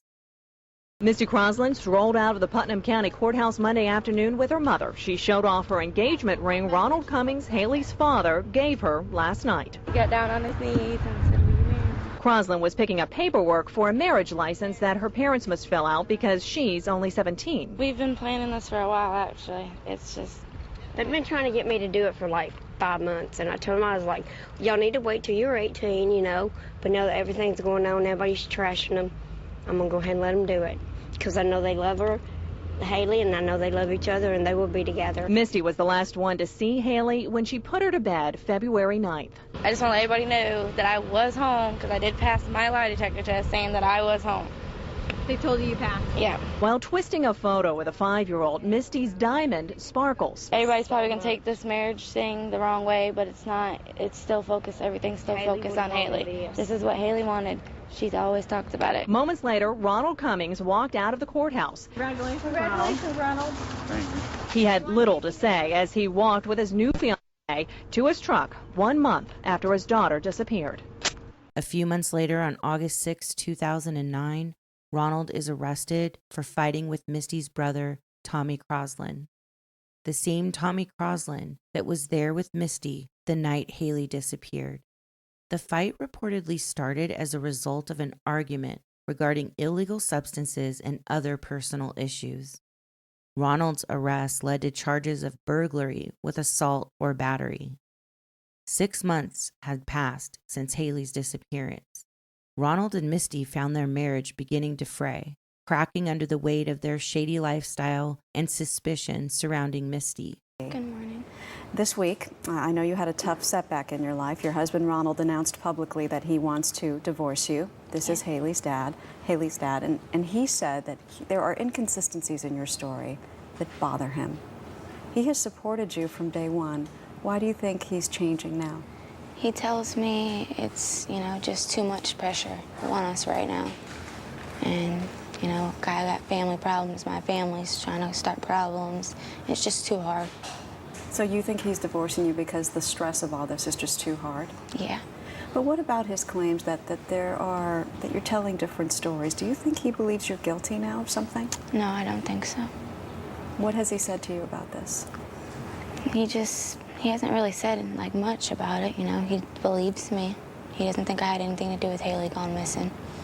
For people who don't believe you, including police who say that you're a suspect and have questioned your inconsistencies, what do you say? How do you defend against that? They just need to move on and look for the right person because they're focusing on me, and I'm not the one that has Haley. I don't know where she is, so they need to look for the person that does have Haley. Despite the passing months, investigators remained undeterred. They continued chasing every lead.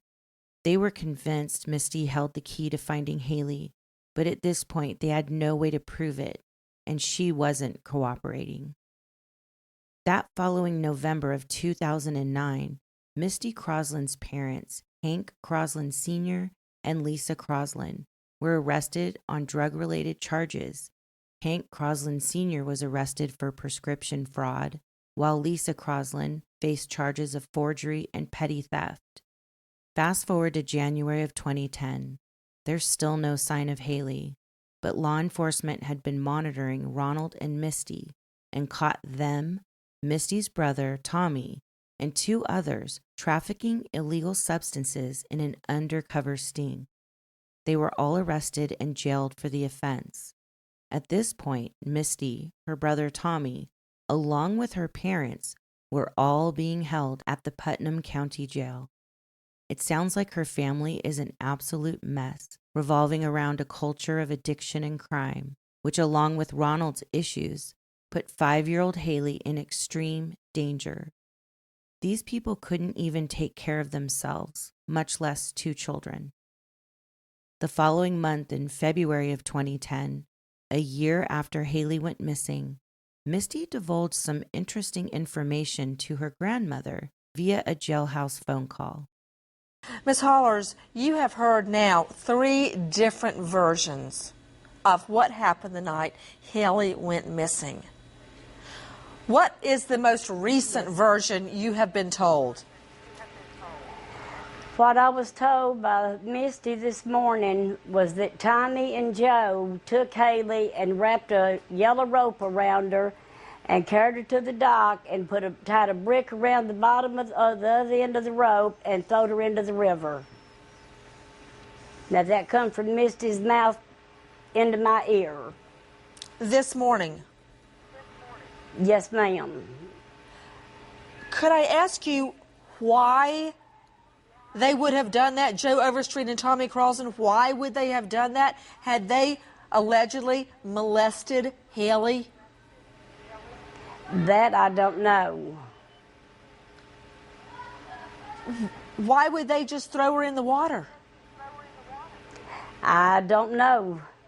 I know if I continue to talk to Misty, she's going to tell me. Okay, what is the second version you were told about Haley's death? I was told that Misty had knocked her in the head and killed her, and that Joe and Tommy got rid of her. Knocked her in the head with what, a cinder block? No, just a piece of wood or something is the way that it was put to me. But I didn't believe that when I heard it. Who told you that? It come from one of them in Florida is all I can say.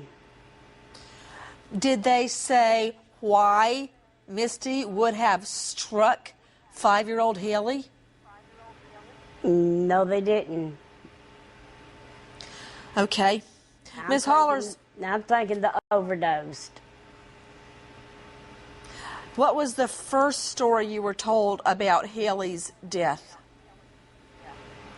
First thing that I was told was that Joe had killed her. That was the first words that I was told. Why did he kill her in the first version? That I don't have any idea. I don't even know whether she was dead when she hit the water or not. The mounting inconsistency in Misty's tales and the murky connections with Tommy and Joe were steadily pointing to the chilling possibility of their involvement. Misty's brother, Tommy Crosland, told his attorney, James Werder, that Joe Overstreet killed Haley Cummings and disposed of her body in the St. Johns River. Tommy made this statement during discussions with his attorney, and it was later reported to the media.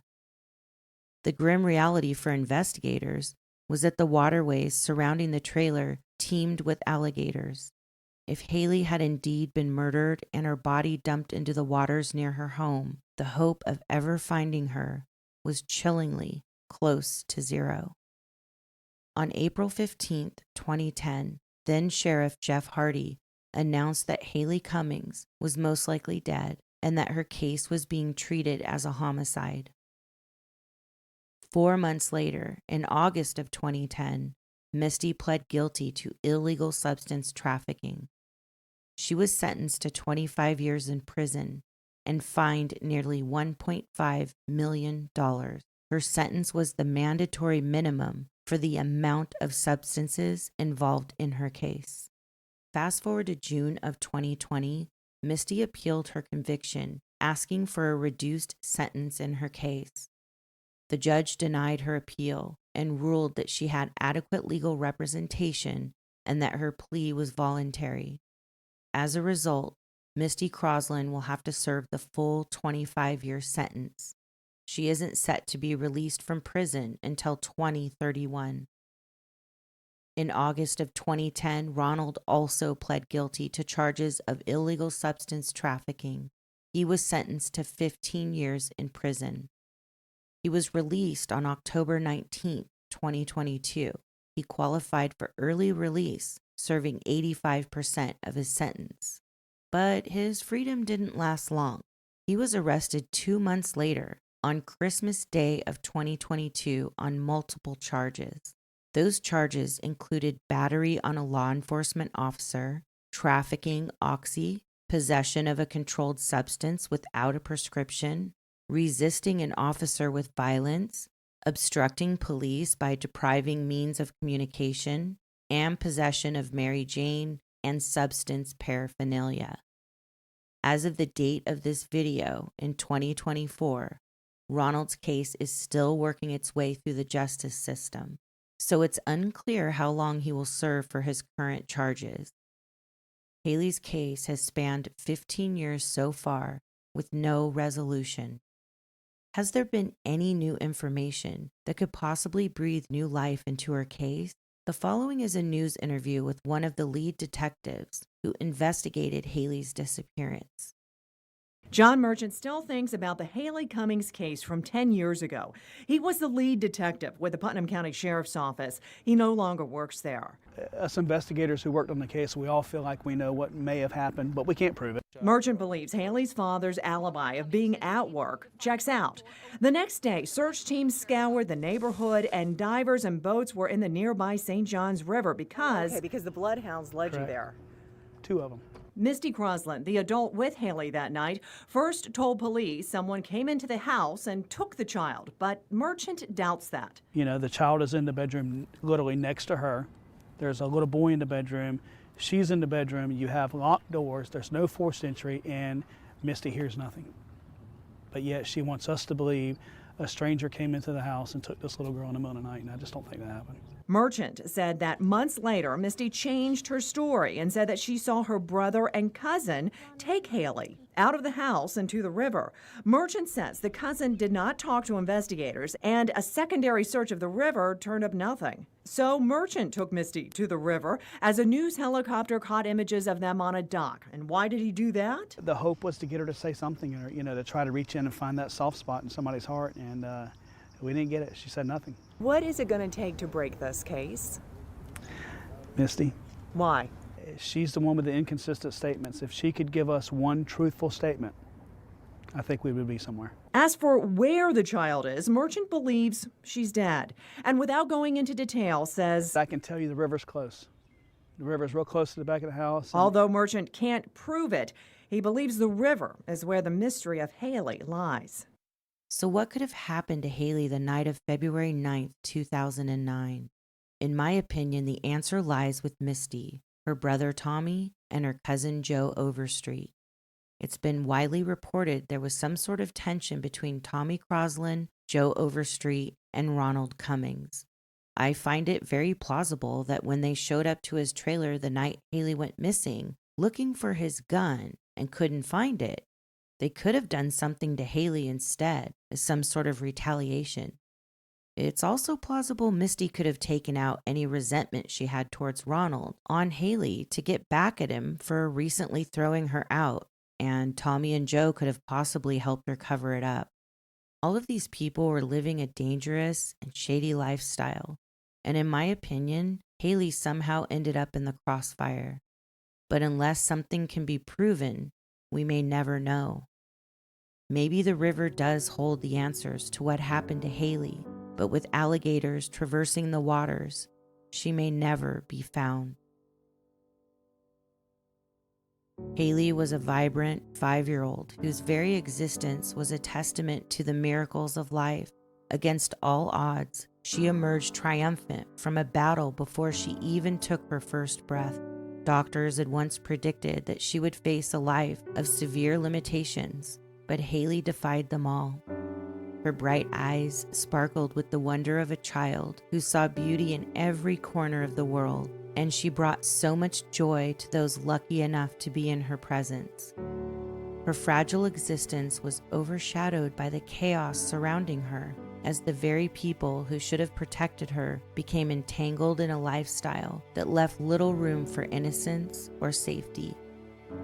Haley's laughter, her courage against the odds, and her boundless potential were gifts to the world.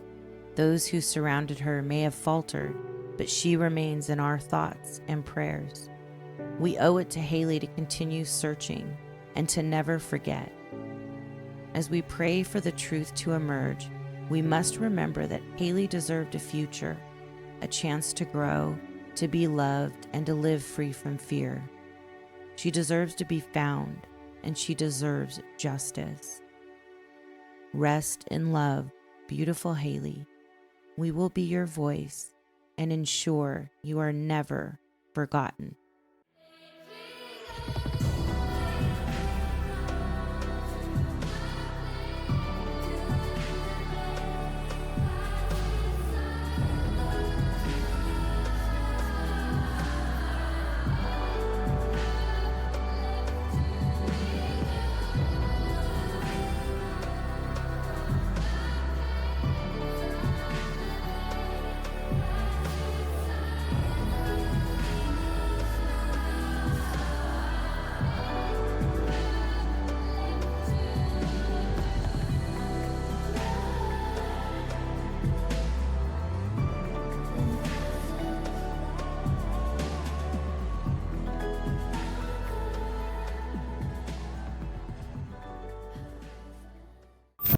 On the morning of Thursday, June 4th, 2010, in Portland, Oregon, 7-year-old Kyron Horman was excitedly getting ready for his science fair at school. His project was on the red-eyed tree frog, and he couldn't wait to display it at the fair. He had diligently worked on the project, cutting and pasting interesting facts and colorful photos onto the large trifold poster board. Kyron and his stepmother, Terry, had dropped his project off at the school the day before, where students presented their projects to the class. Today was Family Day, where the family of students at Skyline Elementary School could come and see their children's and other students' science projects on display. Typically, Kyron would have taken the bus to school, but today his stepmother, Terry Horman, would drive him to school so she could see his completed science fair project and participate in Family Day.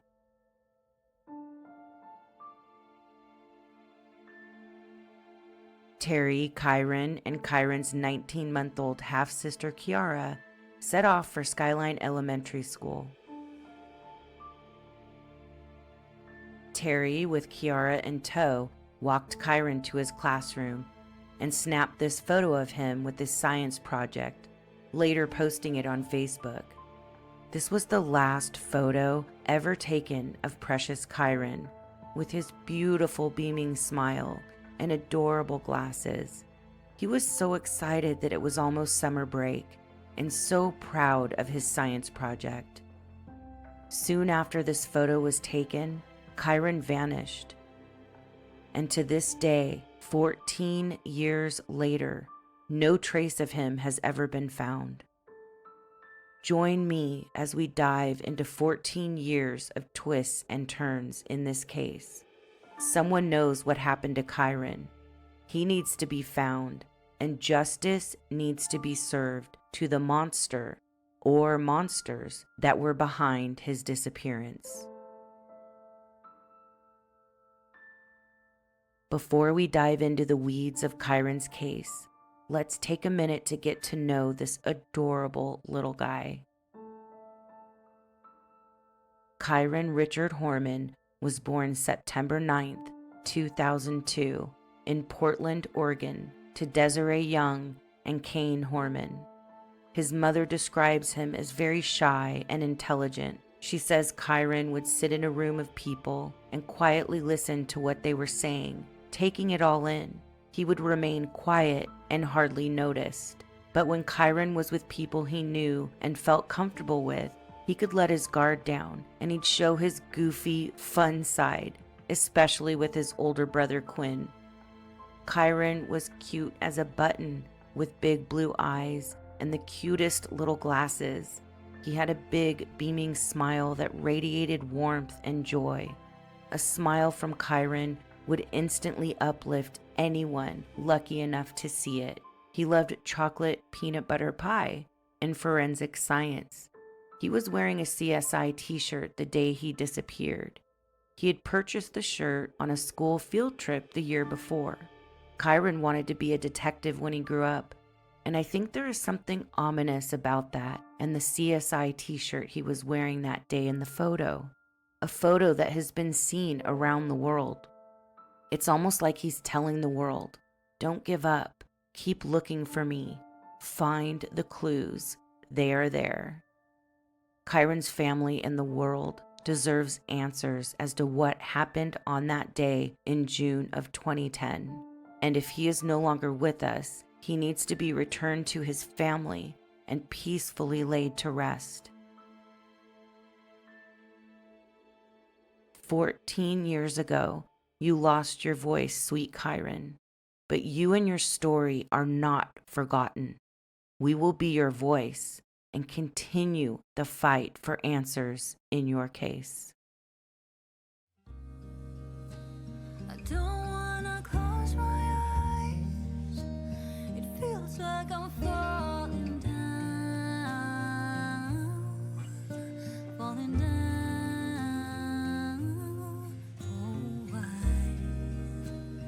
Why won't they go away? Pictures of you in my head. The way you left broke my heart.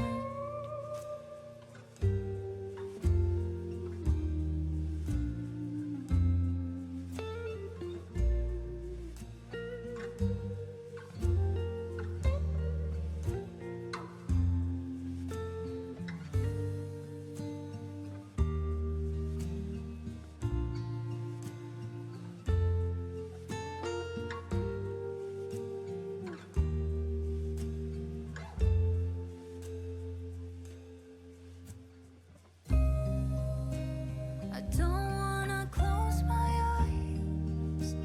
It feels like I'm falling down, falling down. Oh, why won't they go away? Pictures of you in my head. The way you left broke my heart. Before we go into the details of Kyron's disappearance, we have to talk about the dynamics of his family. Just like any movie or book, character development is necessary to fully understand the story.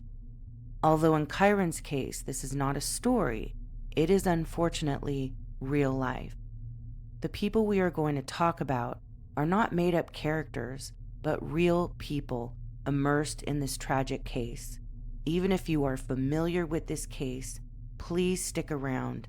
In this video, we are going deep and we'll be talking about background and details you may not have heard before.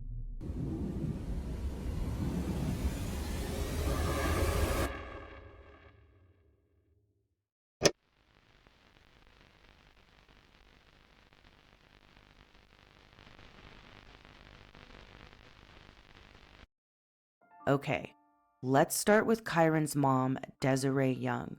Desiree has two sons, Quinn and Kyron, Kyron being her youngest.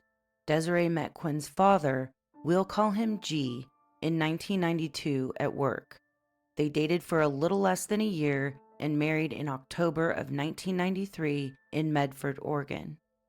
Desiree later became pregnant with twin boys, but at 20 weeks gestation, one of the boys' hearts stopped beating.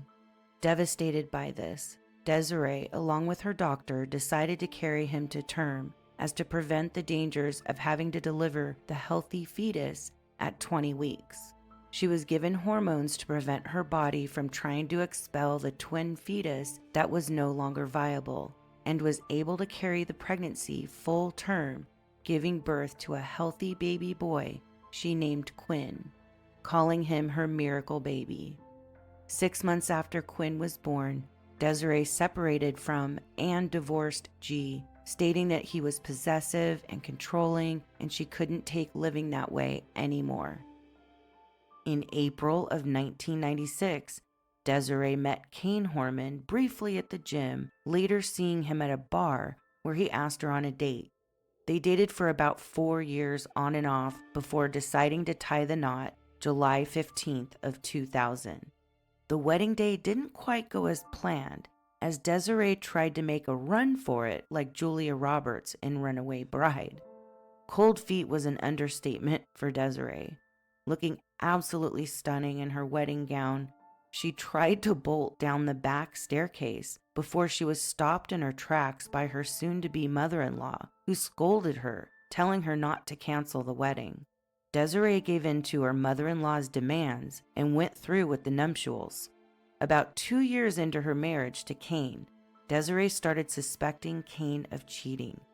But before she could look into Kane's possible infidelity, she found out she was pregnant. Kane wasn't happy about the pregnancy at first, telling Desiree he had no desire to be a dad.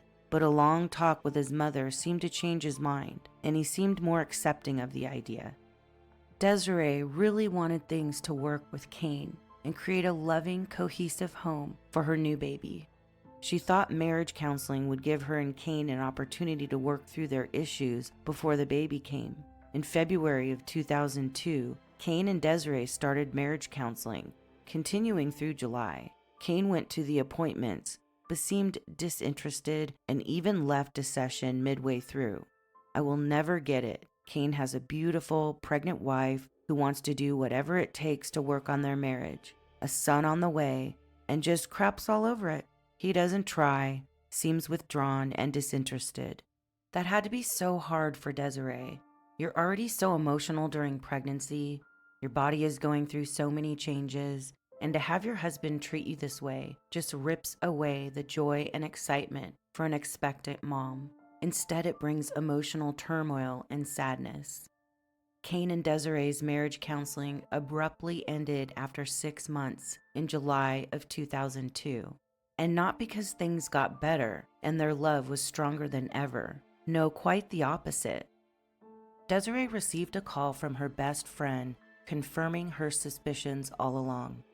Kane had a mistress and was cheating on pregnant Desiree. Whoever that friend was, that must have been hard to do. Tell a very pregnant woman her husband was cheating on her. But I admire that person for stepping up with the truth, because if you've ever been cheated on before, you know when you're suspecting it.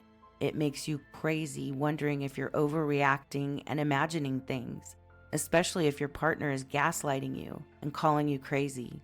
To me, that's almost worse than knowing the truth. That phone call sent Desiree looking for solid proof of Kane's infidelity. She went through his briefcase, finding something really fucked up, in my opinion. More fucked up than finding some lacy panties that aren't yours or a love note. Desiree found a quote-unquote list written by some chick named Terry Ecker. This list laid out steps Kane needed to take to leave Desiree and screw her over in the process. Now, before we talk about what is on this list, I want to interject here and say, I am not trying to pick on Kane. He made a lot of mistakes, but is also a victim who lost his son. So I'm not trying to be unempathetic, but I have to tell the backstory of Kane and Desiree's marriage in order to show how his mistress ended up involved in this case. Now let's talk about just a few of the items on this list from Kane's mistress, Terry. It first mentions that if Kane is going to survive leaving his wife, he needs to trust her.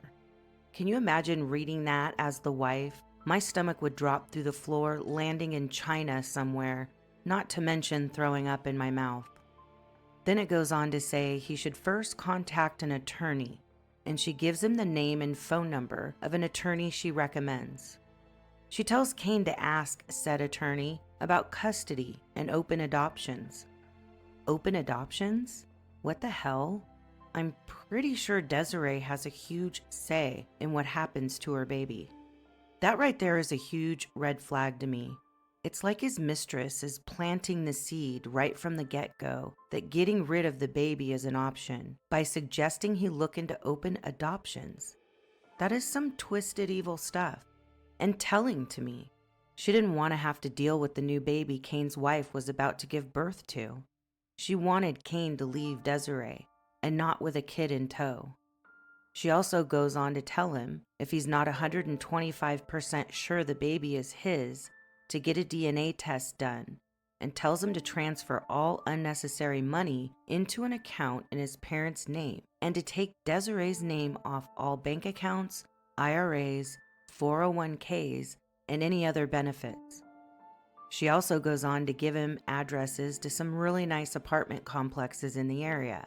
She then ends it by saying, and also have a lot of sex with me, and then puts a little smiley face. Poor Desiree. I can only imagine her standing there 7 months pregnant at this point and finding this disgusting piece of trash in her husband's briefcase. The same day Desiree found the list, she made an appointment with a divorce lawyer and moved to the spare bedroom. According to Desiree, after the affair was brought to light and she moved into the spare bedroom, there was no remorse from Kane, only more disrespect, as he started sneaking Terry into his marital home with his pregnant wife sleeping in the same house. Desiree spent the remaining 2 months of her pregnancy crying herself to sleep, waiting for the day she could get out from under the toxic living situation she had found herself in. Fast forward to September 9th, Desiree gave birth to her second son, Kyron Richard Horman. He was absolutely perfect. Desiree's broken heart was now overcome with the most abundant love she had for her new son. Unfortunately for Desiree, there's no rest for the weary. As if Terry hadn't already infringed enough on Desiree's life, she couldn't even enjoy her new son for long at the hospital, as Terry decided it would be a great idea to show up and peek her head in the room looking for Kane. I'm sure Terry was jealous as hell Kane was at the hospital with his wife and new baby. She couldn't help herself. She had to get in there and mark her territory. 2 months later, in December of 2002, Desiree was able to move out of the home she shared with Kane. As she packed up her things and put little Kyron in the car, she noticed a moving van down the street with the most god-awful sofa tied to the top. When she went back to Kane's soon after to pick up her cat, she noticed that same horrible sofa in the living room. If you're thinking what I'm thinking, you're correct. It was Terry's sofa. She was literally waiting outside the house with all of her things, chomping at the bit for Desiree to leave so she could stake her claim with Kane. Terry moved in with Kane, bringing her 16-year-old son and horrible sofa from a previous relationship with her. Before we move on, let's recap Kyron's blended family so far. We have his mother Desiree, who has now left his father Kane. We have his father Kane, who is now cohabitating with his mistress Terry, who brought along her 16-year-old son James. We have his half-brother Quinn and Quinn's father G, who remarried a woman we'll call L. They had a daughter together, so Quinn has his father, stepmother, and half-sister, along with half-brother Kyron and mom Desiree. The reason I'm mentioning Desiree's ex G's new family is they will be mentioned a few times in this video, so I thought I'd mention them now. And don't worry, I will periodically recap everyone involved to make sure we keep it all straight. Desiree is now on her own, living with both Quinn and baby Kyron, and finds herself struggling with her health. She always had some health issues, but it was getting worse. She was having serious issues with her kidneys. The doctors she was seeing in Oregon were really only treating her symptoms and not trying to figure out the cause of her kidney problems. According to Desiree, they just kept throwing pills and prescriptions at her, and she was getting worse, not better. It got so bad she ended up in and out of the hospital several times in 1 year. In August of 2004, Desiree was in Canada visiting friends and became ill during the visit. She saw a doctor there who told her getting to the root cause of her health issues is dire to save her kidneys. This was the first time any physician had been willing to take the time to dive deeper into what was really going on with her health. Desiree was determined to do whatever it took to get better. Her health issues were affecting every part of her life. She worried about her boys and especially wanted to get better for them. After much thought and planning, she thought it would be best to seek care in Canada with a physician willing to assist her in getting to the root cause of her kidney problems before her problems became irreversible. After several visits to Canadian doctors, Desiree thought it best to rent out her Portland condo and leave her job to spend some time in Canada getting treatment. She intended on taking Quinn and Kyron with her, but needed permission from Kane and G to take them out of the country. Both of them refused to sign the paperwork necessary to bring the boys with her to Canada. So according to Desiree, an agreement was reached with both fathers that they would keep the boys with them while she received medical treatment in Canada, returning them to Desiree when she returned to Oregon. Desiree was not happy about this, and according to her, the boys were not either, but she needed proper medical treatment, so hesitantly trusted the bio dads would keep their word. Desiree was able to get some answers to her issues. With the help of her doctors, it was discovered a medication she had long been prescribed was destroying her kidneys. This particular prescription medication was only supposed to be taken for a short period of time, but Desiree was never told that by any of her American doctors. In fact, they kept renewing her prescription. The chronic use of this medication was the root cause of her kidney issues. In fact, it was eventually deemed unsafe and banned in the US. Finally, some answers. Now, with help from her Canadian doctors, Desiree could begin to heal. Feeling hopeful about her health, Desiree was able to return to Oregon after receiving treatment in Canada for 2 months and get her life back. But upon her return, both Kane and G refused to return the boys to Desiree's full custody. That news was devastating to her. She had promised the boys the arrangement was temporary, and as soon as she returned, they would all be back together. Desiree was shocked by this. Both dads never had a problem with her having custody of the boys prior to this. Why the change all of a sudden? According to Desiree, she found out both dads had been talking while she was gone and decided together not to give the boys back. It saved them paying child support. She felt completely betrayed and taken advantage of while she was in a health crisis. But she wasn't going to give up so easy. She moved in with her parents in Medford, Oregon, and went back to work. Desiree had a lot of medical bills to pay off and knew it was going to cost her a lot of money to fight to get custody of her boys. For 2 years, Desiree lived with her parents and fought to get her boys back. During that time, Kane decided to marry Terry in Hawaii. Desiree couldn't help but think he did it to make himself look better in front of the judge, fighting for custody of Kyron. Whatever the reason, Kane would find out soon enough. Bringing Terry into his life was a not only huge mistake, but a dangerous one as well. The judge ultimately ruled in favor of the dads keeping custody of the boys and not uprooting them from Portland and the schools they were attending to move them to Medford. It's possible the judge viewed the boys living with remarried dads a more stable situation versus a single mom living with her parents trying to get on her feet from serious medical issues. Desiree was granted visitation of Quinn and Kyron and looked forward to every moment she was able to spend with her boys.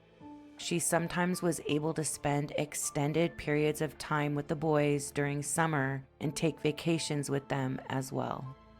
She worked hard to get back on her feet and eventually did, working her way up to a payroll manager and even fell in love again, marrying Tony Young, a Medford police detective. Tony loved fishing and had a fishing boat. Kyron loved going on the boat and fishing with Tony. As a matter of fact, before his disappearance, Kyron was so excited to spend some time with Desiree and Tony for the summer. They had plans to go camping and fishing at the lake, and he was really looking forward to it. Unfortunately, that camping trip would never come for precious Kyron.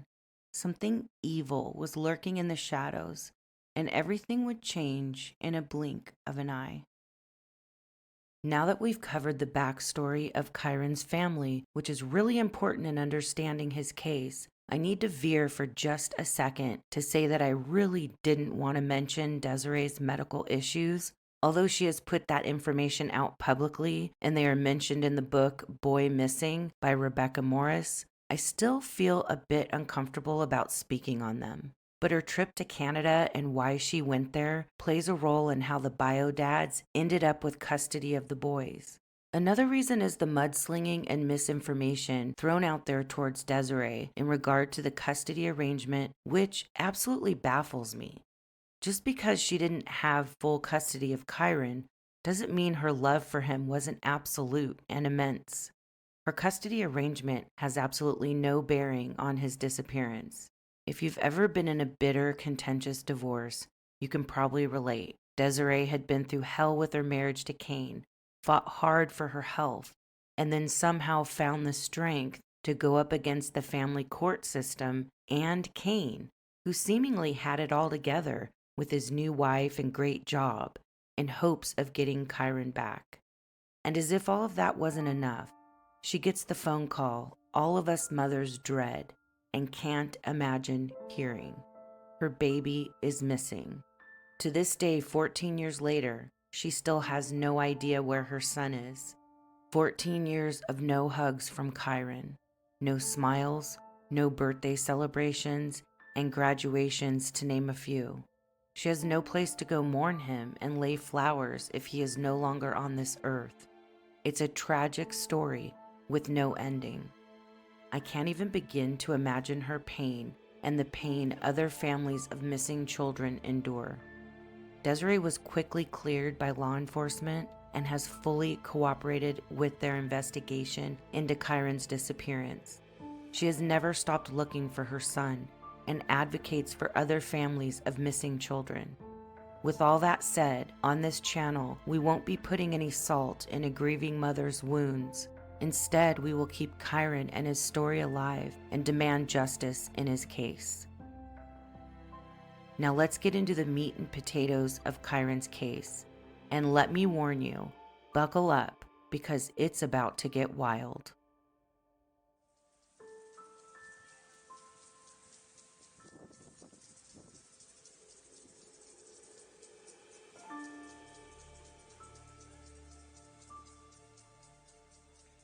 It's the morning of June 4th, 2010. Kyron is excited but also anxious about the science fair.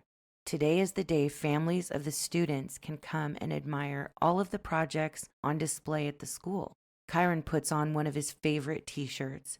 It's a CSI t-shirt he bought the year before on a field trip. Kyron, being a bit shy and quiet, always got a little nervous when having to speak in front of a group of people. His stepmother, Terry, was tending to his 19-month-old half-sister, Kiara, as he gathered his jacket and backpack. Yes, Kane and Terry eventually had a daughter together. Kyron's typical morning routine was to take the bus to school, but on this day there was a change of plans. Terry decided to drive him to school in Kane's pickup truck. I've heard different reasons she chose to do this. One was that she had planned to take Kyron's science fair diorama home with her that day after the science fair. Another was that she was bringing the diorama to the school for the science fair that day. Neither reason makes any sense. Kyron's diorama was already at the school.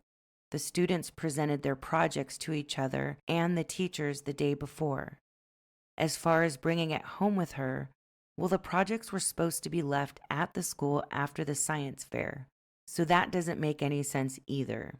Terry also had her own car she could have used if Kyron wasn't going to take the bus. So taking Kane's truck that morning is definitely a deviation in their normal morning routine. Now the three climbed into the truck and started the 3-mile trek to Skyline Elementary School. Kane, Terry, Kyron, and little Kiara lived on the outskirts of Portland. As you venture away from the bustling city center, you'll find lush forests, rolling hills, and serene rivers. The region is dotted with small towns and residential communities. They lived in a humble home, painted blue with white trim, nestled among the many trees and greenery in the area. As they made their way to the school, I often wonder what was going through Kyron's mind. Was he wondering why he wasn't taking the bus? Why they were in Dad's truck? Did he feel like something was off that day? We'll probably never know. According to Terry, the trio arrived at Skyline Elementary School at approximately 8 a.m., parking in front of the school. Skyline Elementary is a charming school, clad in warm red brick that exudes a sense of timelessness and sturdiness. It stands as a welcoming beacon of learning and community, nestled in a tranquil, rural area. Large windows dot the red brick facade, allowing natural light to flood the classrooms. It sits amongst a tapestry of lush greenery and towering, majestic trees. It also sits on a hill above the road, with a staircase taking you to the entrance of the school. On this particular day, there would be about 300 family members and students flooding the parking lot and hallways of the school, gathered to attend the science fair. Terry states that soon after arriving at 8 a.m., they dropped off Kyron's backpack and coat and spoke briefly to his teacher, Mrs. Porter. At approximately 8:14 a.m., they went to the science fair, being seen by Gina Zimmerman, a PTA member. Terry then took the infamous photo of Kyron in front of his red-eyed tree frog project, and after that said hi to his first grade teacher, Mr. Macbeth. Terry then states she stood at the top of the stairs and watched Kyron turn and walk down the hallway to his classroom as she waved goodbye. According to Terry, she left the school with Kiara at approximately 8:45 a.m. and ran errands until 12:40 p.m. Then she arrived back home. Although Terry drove Kyron to school that morning, he was supposed to take the bus home as per his usual routine. At about 3:30, Terry and Kane headed to the bus stop to pick up Kyron. He wasn't on the bus. The bus driver allowed Terry to use his phone to call the school secretary, who noticed Kyron had been marked absent at about 10 a.m. that day. After finding out Kyron had been marked absent, Kane and Terry headed back to Skyline Elementary School, where the secretary called 911 at about 3:56 p.m. to report Kyron missing. Immediately after, she called Desiree to let her know her son was missing. At 3:59 p.m., the Portland Police and Multnomah County Sheriff's Office are dispatched. By 4:33 p.m., law enforcement begins searching the school and surrounding areas, along with the Horman home, for Kyron. At 7 p.m., the Multnomah County Sheriff's Office search and rescue are activated to assist in the search. As we know, 14 years later, Kyron was never found. His beaming smile, big blue eyes, and adorable glasses, never to be seen again. After receiving the phone call from Skyline Elementary that Kyron was missing, Desiree immediately left work to head to Portland. It's about a 4-hour drive from Medford. June 4th, 2010 was a Friday, and this was to be her weekend with Quinn. Desiree wanted to be able to hold one of her sons, so she told G she was still going to pick up Quinn. G was against it at first, but eventually gave in when Quinn stated he wanted to be with Desiree and help find Kyron. So Desiree, her husband Tony, and Quinn made the 4-hour trek to Portland. They ended up going to Kane's, and later that evening were interviewed at the school by law enforcement, and so the investigation began. Now, I could go on for hours about this case going back 14 years. There are a lot of rabbit holes you can find yourself falling into when it comes to this case. But in the interest of time, I am going to focus on the most glaring issues surrounding Kyron's disappearance. To dive even deeper into this case, please go to the description of this video, where I have links that will take you to pages, websites, and videos where you can get more information on Kyron's case. Now, on the morning Kyron vanished, the school was bustling with people. There were no sign-in sheets either, so law enforcement had no way of knowing who everyone was at the school that morning. That issue alone could lead one to believe that a stranger or an acquaintance abduction could be a possibility.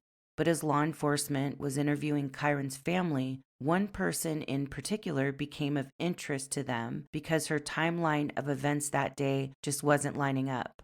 That family member was Terry. So let's talk about the inconsistencies in her timeline. Terry said she left the school at 8:45 a.m. with Kiara and ran errands until returning home at 12:40 p.m. She says her first stop after leaving the school was to a Fred Meyer store at approximately 9 a.m. She says she went there to purchase Motrin for Kiara, whom she said had an ear infection and was fussy. Video surveillance shows her leaving the store at 9:12 a.m., so that stop could be verified. Terry states that particular Fred Meyer store did not have what she was looking for, so she then went to another Fred Meyer store in the area. She was seen there between 9:30 and 9:40 a.m. by an acquaintance from her gym, Andrea Lackey. Andrea stated she had an odd conversation with Terry, and that Terry whipped out her phone and showed her the picture she snapped of Kyron at the science fair. It's unclear, or at least I couldn't find any information as to whether Terry purchased anything from this store, but she was seen there, so this stop can be verified as well. An interesting detail to keep in mind in regard to her errands that morning is that for some reason, Terry parked far away from each place of business she went to. Now, that could simply be because a big truck like Kane's could be difficult to park, Or could it be because someone else was in the truck she didn't want to be picked up on surveillance camera? I'm not sure, but we'll talk more about this later in the video. So we've got 2 stops to Fred Meyer's stores that Terry made that morning that can be verified. After that, things seem to get a bit dicey. The next stop Terry says she made was to Magic Dry Cleaners, where she picked up 2 shirts. There are conflicting reports on this. Some say the owner, Sherry, stated she saw Terry alone, and others say the owner doesn't remember if she saw Terry or not. If Terry was alone, where was baby Kiara? Did she leave her in the truck? Where did Terry park? Was it far away or close to the dry cleaners? Did Terry have a receipt from the dry cleaners? Those are the questions I have about her visit to the dry cleaners. Law enforcement may know the answers to those questions, but to this day, Kyron's case is still an open investigation, so not every detail they have has been released to the public. So it's unclear if her statement that she went to the dry cleaners can be verified. This puts us at 9:50 a.m., where Terry states she arrived at a Michael's craft store. It's unclear if she purchased anything or is seen on surveillance camera during this stop, so I don't know if this stop can be verified either. According to Desiree, when first interviewed by law enforcement, Terry didn't mention a stop at the Michael's craft store. She added that later when trying to fill in gaps in her timeline. After Terry says she left Michael's, there's an approximate 3-hour block of time unaccounted for. From 9:45 a.m. to 1 p.m., law enforcement had a hard time verifying where Terry was. What does Terry say about this? She states she was driving Kiara around, trying to get her to stop crying. Now look, I would do that with my daughter when she was a baby, but to me, and this is just my opinion, 3 hours seems excessive. I could see driving around for an hour maybe, but then why not take her home if she's not feeling well? What's also interesting is where Terry allegedly drove during those 3 hours. Counting the 2 Fred Meyer's stores, Terry drove a total of 68 miles after leaving Skyline Elementary, and that doesn't include her drive home. Now, if you drove the entire route without stopping, it would take you 2 hours, but she's missing approximately 3 hours. So did she stop somewhere along the way or make several stops? The only stop mentioned by law enforcement was on Newberry Road. Kane's truck was allegedly spotted, pulled over, and when questioned about this, Terry said she may have pulled over to change a diaper, but couldn't recall what she did with the diaper. Something I find interesting about her long drive is many of the areas have various elevations, which could actually aggravate an ear infection, as the pressure changes in the ears could be quite painful, especially to a child with ear pain. This long drive and the roads that she traversed is definitely another deviation in Terry's normal routine. According to Terry, after all that driving a little one around with an ear infection, she thought it would be a good idea to hit the gym. According to her, she arrived at 24 Hour Fitness at 11:39 a.m. and left at 12:20 p.m. The gym clocked her in at 12:20 p.m., not 11:39 a.m., and shows her leaving at 12:42 p.m. That means she was only at the gym for 20 minutes. Terry put Kiara in the gym's daycare, and according to witnesses, she didn't work out. She spent the 20 minutes she was there talking to someone she would say hi to from time to time, but never had a lengthy conversation with before.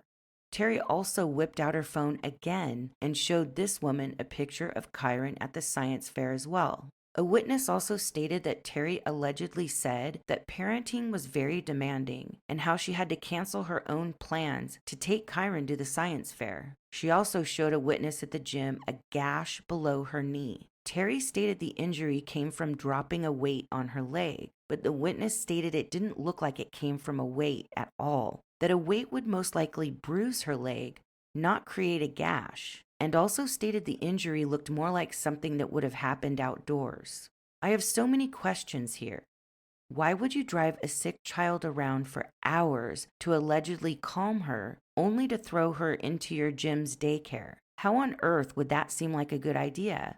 Why go to the gym at all if you're not going to work out? Only chat with someone you allegedly didn't know and had only said hi to in passing. Why would you show them a gash on your leg, stating the injury came from a weight, yet you weren't working out? Where did the injury come from? Was it from that day or a previous injury? And above all, why lie and say you were there an hour when you were only there 20 minutes? I can see being off by maybe 10, 15 minutes, but a 40-minute discrepancy? Why? After leaving the gym, Terry allegedly returns home.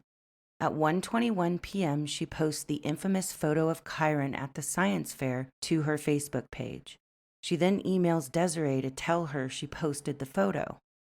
At 1:26 p.m., she emails Desiree again talking about a school shirt order and summer plans. This was odd because according to Desiree, they had a system in place for exchanging photos of Kyron. During custody exchanges, a flash drive containing photos of Kyron would be left in his backpack. According to Desiree, these emails were not normal and very odd. As the investigation went on, there were more discrepancies in Terry's statement from the day Kyron went missing. And let me interject here and say that I will recap all of the red flags and holes in Terry's story at the end of this video. So hang tight, there's more to go through before I get there. As the investigation went on, law enforcement found that Terry's recollection of what happened at the school the morning Kyron disappeared came into question. According to her, she left the school at 8:45 a.m., waving goodbye to Kyron as he went down the hallway towards his classroom. Per Kyron's regular bus driver, who was in the parking lot of the school that morning, and 3 of Kyron's friends, along with one of the children's parents, they allegedly saw Kyron leaving the school with Terry and Kiara. The bus driver stating he saw the trio walking through the parking lot at 8:50 a.m., headed towards the main road that runs in front of the school. Now, there was one student that contradicted this by stating he saw Kyron after 8:45 a.m. But when you have 4 others, including 2 adults, saying they saw Kyron leaving with Terry, those statements seem to be a little bit more credible. Not to mention law enforcement came out publicly stating Terry was the last person to see Kyron alive that morning. The student saying he saw Kyron after 8:45 could have easily had the time mixed up. Now here is where Terry had allegedly parked Kane's truck that morning. Although there were many people at the school that morning, witnesses have stated where she parked was odd, much farther away than necessary. It's also important to note that where she parked would make it difficult to see the truck from the school because the truck would sit below the school, hidden by this hill. Now you're probably wondering why Kyron was marked absent at 10 a.m. and no one was notified of his absence. According to his teacher, Terry had informed her a few days prior that Kyron had a doctor's appointment that day. Some of his friends knew of the doctor's appointment as well. So Mrs. Porter allegedly remembered this and possibly wasn't concerned, assuming he left after the science fair to go to his doctor's appointment. What's odd is his backpack and jacket were left at school. I find it concerning, though, that Miss Porter didn't double check to see if Kyron was signed out for the doctor's appointment. Had she checked that and found no one had signed him out, law enforcement could have been notified sooner he was missing, and maybe, just maybe, things may have turned out differently in this case. When asked by law enforcement about Kyron's doctor's appointment, Terry stated that she screwed up the dates, and it was actually scheduled for the week after. I couldn't find if there was ever confirmation of a doctor's appointment for Kyron. Did Terry mention a doctor's appointment to Kyron's teacher in an effort to not cause suspicion right away if Kyron went missing from the school that morning? I don't know, and it could be nothing, but it's just another detail I find quite odd. As the investigation continued, Desiree, Tony, Kane, and Terry were all asked to take polygraph tests. Everyone passed except Terry. She was called back 3 times, failing 2 tests and walking out on one of them. Kane had been supporting Terry, not wanting to believe she could have had anything to do with Kyron's disappearance, but not for long. In late June, a literal brick hit him in the face when he was told by law enforcement 5 months prior to Kyron's disappearance, Terry had tried to hire someone to kill him. He abruptly grabbed Kiara and left the home he shared with Terry and immediately filed for a restraining order against her. As the story goes, 2 years prior to Kyron's disappearance in 2008, Terry hired a landscaper named Rodolfo Sanchez. What's weird about this is Kane never knew she hired this guy. Why would you hide hiring a landscaper from your husband? What was going on with the landscaper that it had to be a secret? Wouldn't Kane notice the yard looking different, or was there any landscaping being done at all? Fast forward to January or February of 2010. Terry invited Rodolfo to meet at a restaurant. She brought Kiara along with her, which is mind-blowing because allegedly, while at the restaurant, Terry told Rodolfo that Kane was abusive and asked him to help her find someone to get rid of him. She told him Kane's schedule and said Kane always carried $10,000 in cash with him and a computer. She said it would be easy to make it look like a mugging. Rodolfo turned her down at the time. After Kyron went missing, he gave a deposition to law enforcement about this, stating concern for Kiara. Come to find out, this wasn't the first time Terry had tried to hire someone to off one of her partners. Allegedly, a number of years prior, a boyfriend of Terry's reported that they were eating Chinese food at the park one day. A random guy runs up to the couple with a gun. Terry looks at her boyfriend and says, "He's here for you." That must have spooked the guy with the gun when she said that because he turned around and ran away. Terry denies both of these murder-for-hire plots. She says the landscaper was retaliating because she refused his advances and completely denies what happened at the park with her boyfriend. Another concerning detail is the day Kyron vanished, Terry and Kane took his backpack and jacket home, and that evening Terry washed both. Why would you do that? There could be possible evidence on or in the jacket and backpack. It just doesn't make any sense. School was almost out. Why wash the backpack? Kyron's jacket would have had his scent on it. Why would you choose to wash these things the same day he went missing? Fast forward to August, things really start heating up in the investigation. Law enforcement sends out a flyer to the public with photos of Kane's truck, photos of Terry, and photos of Terry's friend Dee Dee. We'll talk more about Dee Dee in a minute, but here's what the flyer says. On Friday, June 4th, 2010, Skyline School student Kyron Horman went missing. As part of the investigation, residents in the area are being asked if they noticed any of these people or the vehicle below on that day between 9:45 a.m. and 1 p.m. Please take a few moments to review the photos below and complete the attached flyer. Every resident is asked to fill out a form individually. If you are not completing this form in the presence of the Multnomah County Sheriff's Office, please return the stamped envelope included. Thank you for your time and cooperation. The flyer makes it pretty obvious Terry is at least a person of interest in the case, if not a prime suspect at this point. Now let's talk about Dee Dee. Dee Dee, a close friend of Terry's whom she met at the gym, just so happened to abruptly go missing from her place of work, a lavender farm not far from Kyron's school, about the same time Terry was unaccounted for. Dee Dee went missing from approximately 10 a.m. to 1 p.m. on the day Kyron went missing.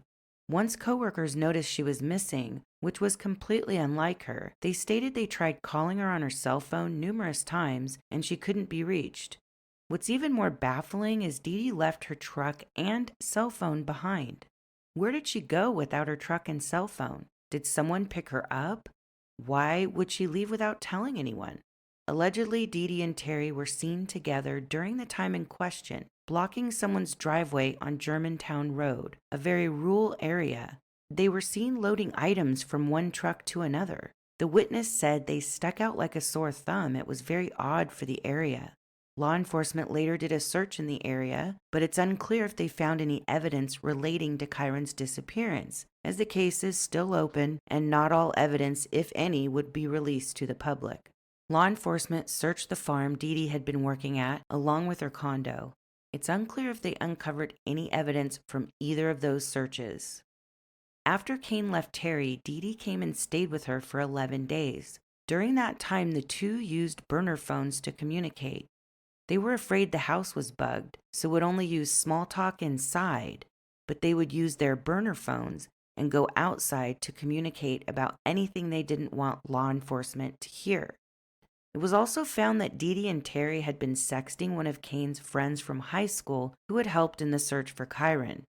It was found that the burner phones were purchased with cash at a Lloyd's store by a mutual friend of Terry and Dee Dee's who used a fake name. Now, Dee Dee didn't cooperate much with law enforcement. She did lead them to where the burner phones were, but that was about it.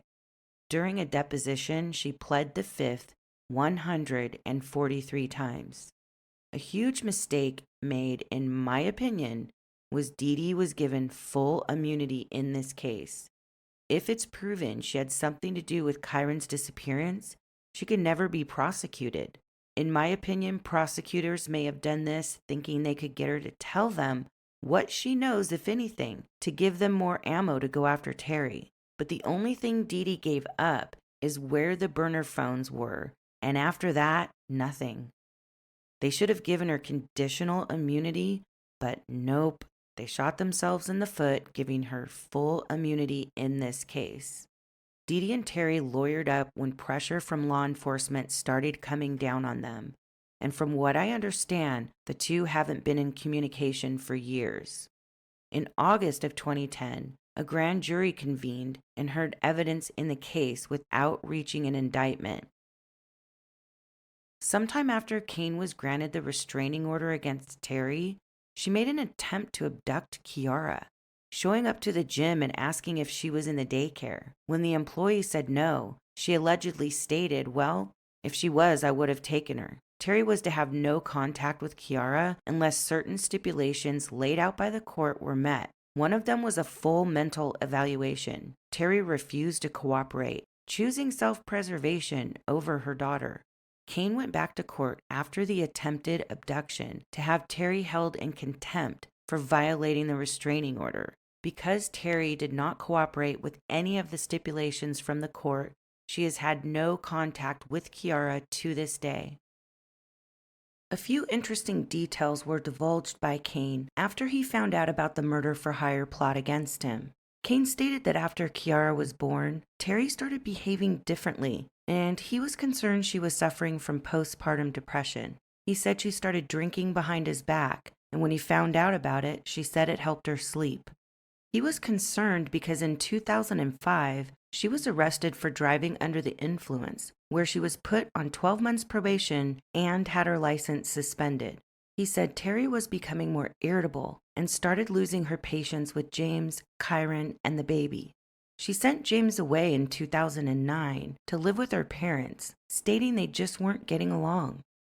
Leading up to his disappearance, Kyron had been wetting the bed, which is an indicator of stress and anxiety.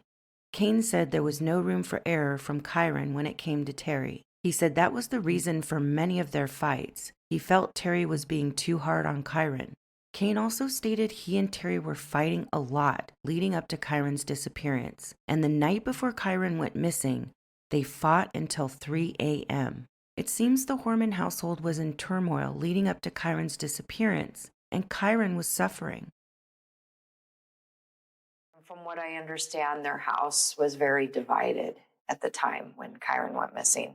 Kyron was struggling. He didn't want to go back. He would cry and cry and cry and didn't want me to take him back. We realized that he was wetting the bed. I didn't know why that was. He couldn't articulate what the problem was to me, but there was problems, clearly. And it finally came to a head where I wasn't going to take him back. I couldn't do it. And I want to protect my child. There's clearly something going on. And I called Cain and I told him I wasn't bringing him home. And Cain said, "Yes, you are. That this is not an option." Terry was calling me sometimes in the middle of the night in that year. She wanted me to take Kyron. She asked me on several occasions. One day I was running errands, and she called, and I could hear Kyron in the background crying. And I said, "What's going on?" She said, "I want you to come and get him." Okay, I'm getting in the car. I'm coming. And I get in the car, and I'm calling Kane at the same time. Said, "Something's going on. I'm going to get Kyron." "No, you're not. That's not an option." And I'll be honest, Kane probably didn't handle it the right way. Kyron was clearly having issues, and then he was ignoring all of it. My heart just breaks for this little guy. Who knows what he was going through behind closed doors with Terry when Kane was at work. As time went on with no resolve in Kyron's case, Terry got out of Dodge and moved away from Portland to California. I'm sure she couldn't take the heat and wanted to go where people may not recognize her. Even though she moved away from Portland, she didn't escape trouble. In 2016, her boyfriend at the time filed a restraining order against her. He stated he feared for his life, stemming from an incident in regard to Kyron's case. When he met Terry, he didn't know anything about Kyron. When he heard about Kyron and put two and two together, he asked Terry about it. She said she was the victim of corrupt law enforcement in Oregon and bursted into anger, grabbing a knife from the kitchen and holding it into his face, threatening him if he were to ever talk to law enforcement. He told the judge he didn't know what she was capable of doing. The judge granted him a 2-year restraining order. That same year, Terry was arrested 3 times, 1 for car theft, another for gun theft, and 1 for domestic violence. Terry also tried to legally change her name twice to rid herself of the Horman last name. The first time, the judge denied her request. Stacy from the Kyron Horman's World Soldiers Facebook page, along with others, testified at this hearing, voicing their concerns about the name change. The second time, Terry withdrew her request when she found out Stacy had gotten a hotel room in the area and was planning to attend her second name change hearing. I highly suggest checking out the Kyron Horman's World Soldiers Facebook page. It is a wealth of information on this case. I will link it in the description of this video. Terry eventually succeeded at a name change by remarrying for the 4th time. Her last name is currently Vasquez. Allegedly, her current husband became a U.S. citizen by marrying her. Although law enforcement had Terry and Dee Dee in their sights, neither has ever been arrested in connection with Kyron's disappearance, and both vehemently deny any involvement. If Terry is innocent, then what else could have happened to Kyron? Did he wander out of the school and get lost, never to be found again? According to Kyron's family and those that know him best, they say he wasn't the type of child to wander off. I believe that's highly unlikely myself. As such a little guy, I don't think he would have gotten very far. Law enforcement did such a thorough search of the school and surrounding areas, I believe they would have found him. There were a lot of people at the school that day. Did a stranger abduct him? According to those that know him best, Kyron was very shy and would not have walked off with someone he didn't know and trust. If a stranger tried to abduct him, chances are he would have been scared, upset. Someone would have seen something out of the ordinary. His friends probably would have noticed. Someone would have seen him being taken against his will at some point, in my opinion. Could any of these 2 scenarios have happened? Yes, of course it's possible. But law enforcement seemed to think otherwise, and Kyron's parents have publicly stated they believe Terry is involved in Kyron's disappearance. Let's talk about child abduction statistics for a moment and see what the Crimes Against Children Research Center and the U.S. Department of Justice have to say.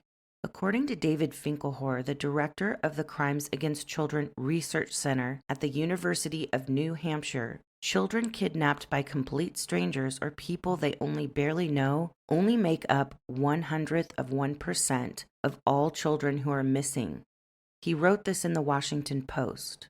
According to the U.S. Department of Justice, 797,500 children younger than 18 were reported missing in a 1-year period of time. That results in an average of 2,185 children being reported missing each day. A little over 200,000 of them were victims of family abductions.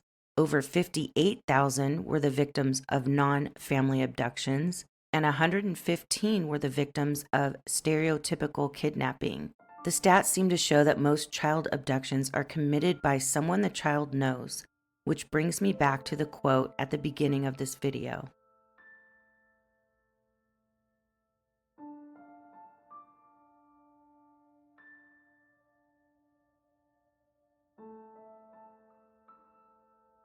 Now let's go over the glaring red flags in this case, indicating it's possible Terry could have been involved. If you take one of these red flags by itself, it could mean nothing and possibly be explained away. But when you put them all together, it's beyond concerning in my opinion. I will say that they have gone out of their way to exhaust every other angle and suspect out there.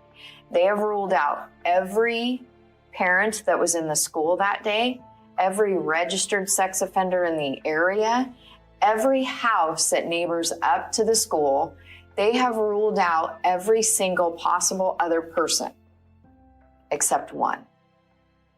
Let's summarize some of the glaring red flags surrounding Terry and Dee Dee in Kyron's disappearance. There were deviations in her normal routine. She was driving Kane's truck that particular day when she has her own car she could have taken. There was no reason whatsoever she needed to drive that truck. Her only cargo was Kyron and Kiara. Parking that truck in the weeds, so to speak, in front of the school where it would be hard to be seen from the school. 4 witnesses seeing Kyron leave the school with Terry. Telling Kyron's teacher he had a doctor's appointment that day as to not cause concern if he was gone, when there was no doctor's appointment that day. Driving almost 70 miles through rural areas with varying elevations to allegedly calm a toddler with an ear infection. That just doesn't make sense when varying elevations would aggravate someone suffering with ear pain. Terry had 3 hours of time unaccounted for the day Kyron went missing, along with her friend Dee Dee going missing from work during the same time frame. Coworkers stating it was completely unlike her, leaving her vehicle and cell phone behind.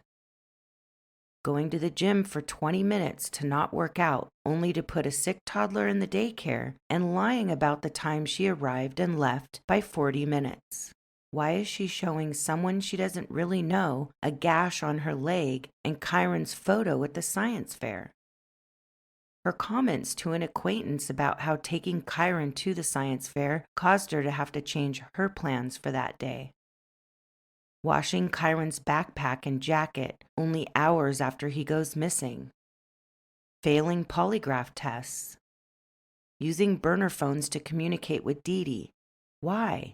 What is there to hide? Kane stating Terry was drinking behind his back, acting differently, and losing patience with Kyron and her children. She literally tried to find someone to murder Kyron's father months before Kyron vanished, which says to me taking out his son wouldn't be too far-fetched. Another murder-for-hire plot years earlier on her boyfriend. At least 2 restraining orders against her from partners, one stating she brandished a knife and threatened her boyfriend if he ever spoke to law enforcement regarding Kyron. Violating her restraining order from Kane, trying to abduct Kiara. Being arrested for DV. Arrest for gun theft and car theft. I'm sure there are more red flags, but this is quite the list already. Terry denies being involved in Kyron's disappearance, so what does she think happened to him? According to Terry, she thinks someone came into the school and took Kyron. Now, Dr. Phil had Desiree and Kane on his show in one episode, and Terry in another. I will link those in the description of this video. I highly suggest watching, especially if you want to hear Terry speak on this. I wanted to play some clips, but I don't want to risk a copyright strike, so make sure to go check those episodes out. In my opinion, and this is just my opinion, Terry is a walking red flag in Kyron's disappearance. Her marriage to Kane was in shambles. She allegedly wanted him dead. She has violent tendencies, it seems, as revealed by a DV arrest and a few restraining orders against her. She was allegedly hard on Kyron and possibly resentful of having to care for him. What I see is a woman who was resentful and obviously loathed her husband so much she tried to hire someone to murder him. When that didn't work out, what a better way to get back at him than to take out his only son? I could totally be wrong, but there are just so many red flags I'm willing to go out on a limb and state my opinion here. I have so many questions. Terry was the last person to see Kyron alive. She called him her son, yet has never, not once, helped search for him. After walking out on her last polygraph, she stopped speaking about the case, stating her attorney won't let her speak on it. Why do Terry and Dee Dee, for that matter, need defense attorneys, yet Desiree, Tony, and Kane do not? If you called Kyron your son, why wouldn't you do anything it took to help find him? Why wouldn't you be an open book about the day he went missing? Why have Terry and Dee Dee not been cleared in this case? The court of public opinion may not be able to convict anyone in the court of law, but the public doesn't always get enough credit. People aren't stupid and can sense when something is off about a case or people involved. According to the law, everyone is innocent until proven guilty, but the public has every right to ask questions about a walking red flag in the case of a missing, innocent 7-year-old boy. All of this could easily be cleared up if Terry and Dee Dee cooperated with the investigation. Myself and many others have wondered, if Terry is involved in Kyron's disappearance, why is she still walking free? According to sources close to the case, the current Multnomah County DA, Mike Schmidt, is not willing to pursue Kyron's case. No body cases can be difficult to prosecute. Casey Anthony is a good example, but it has been done before. Most no-body cases have some sort of blood evidence, a confession, or someone with first-hand knowledge who testifies against the defendant, although there are some where strictly circumstantial evidence resulted in a conviction. I'll link a Wikipedia page in the description that has no body murder cases that resulted in convictions if you want to take a look into that. In Kyron's case, law enforcement did find his DNA in the back of Kane's truck, but we don't know how much. We just don't know all of the evidence they have since this is an open investigation. But there is hope. Nathan Vasquez defeated Mike Schmidt in an election held this year back in May of 2024. He met with Desiree and is willing to pursue Kyron's case. I personally think that is exactly what is needed for little Kyron. Fresh eyes taking a look at the case, people with strength and vigor, willing to go all in and fight for a resolution. I pray this for all involved in this case. It's just gone on long enough and needs to be solved. Kyron needs to be found and returned to his parents. I can't bear to think of him left out there somewhere for all of these years, or what he may have had to endure on that day, most likely by someone he trusted to keep him safe. I actually thought of all the evil in the world first, and they asked, if I knew where Kyron was. And I said, God, I wish I knew. I would give anything to go back in time and to pull him out of that moment and protect him and be there. And I can't undo that. And I can't undo that. Undo that. Undo that. My keyboard is stained with tears over Kyron's story. I've had to walk away from making this video several times to pull myself together. But that is nothing in comparison to what Desiree has had to endure for 14 years. And that is what kept me coming back to push through making this video.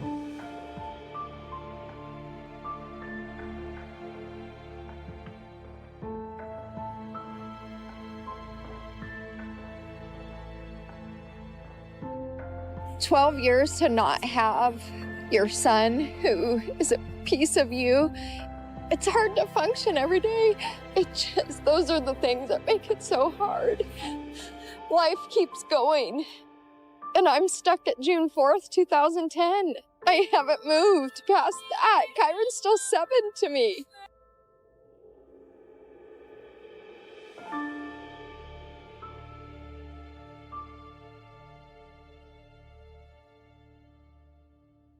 I think the news that I just found out, I would never want any parent to find out.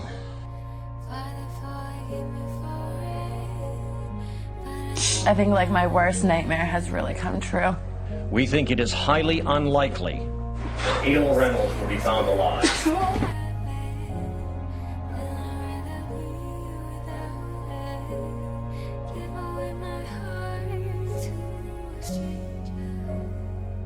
Justice! Guilty, you wouldn't run! My head against the bathroom floor, trying to distract me from feeling. Now in hindsight, no, never mind. It's too late now to go back in time. Call it lesson learned, 'cause I learned how to give my heart to a stranger. Father, forgive me for it, but I don't want it back. If this pain is what it means to have it, then I'd rather be without it. Give away my heart to a stranger.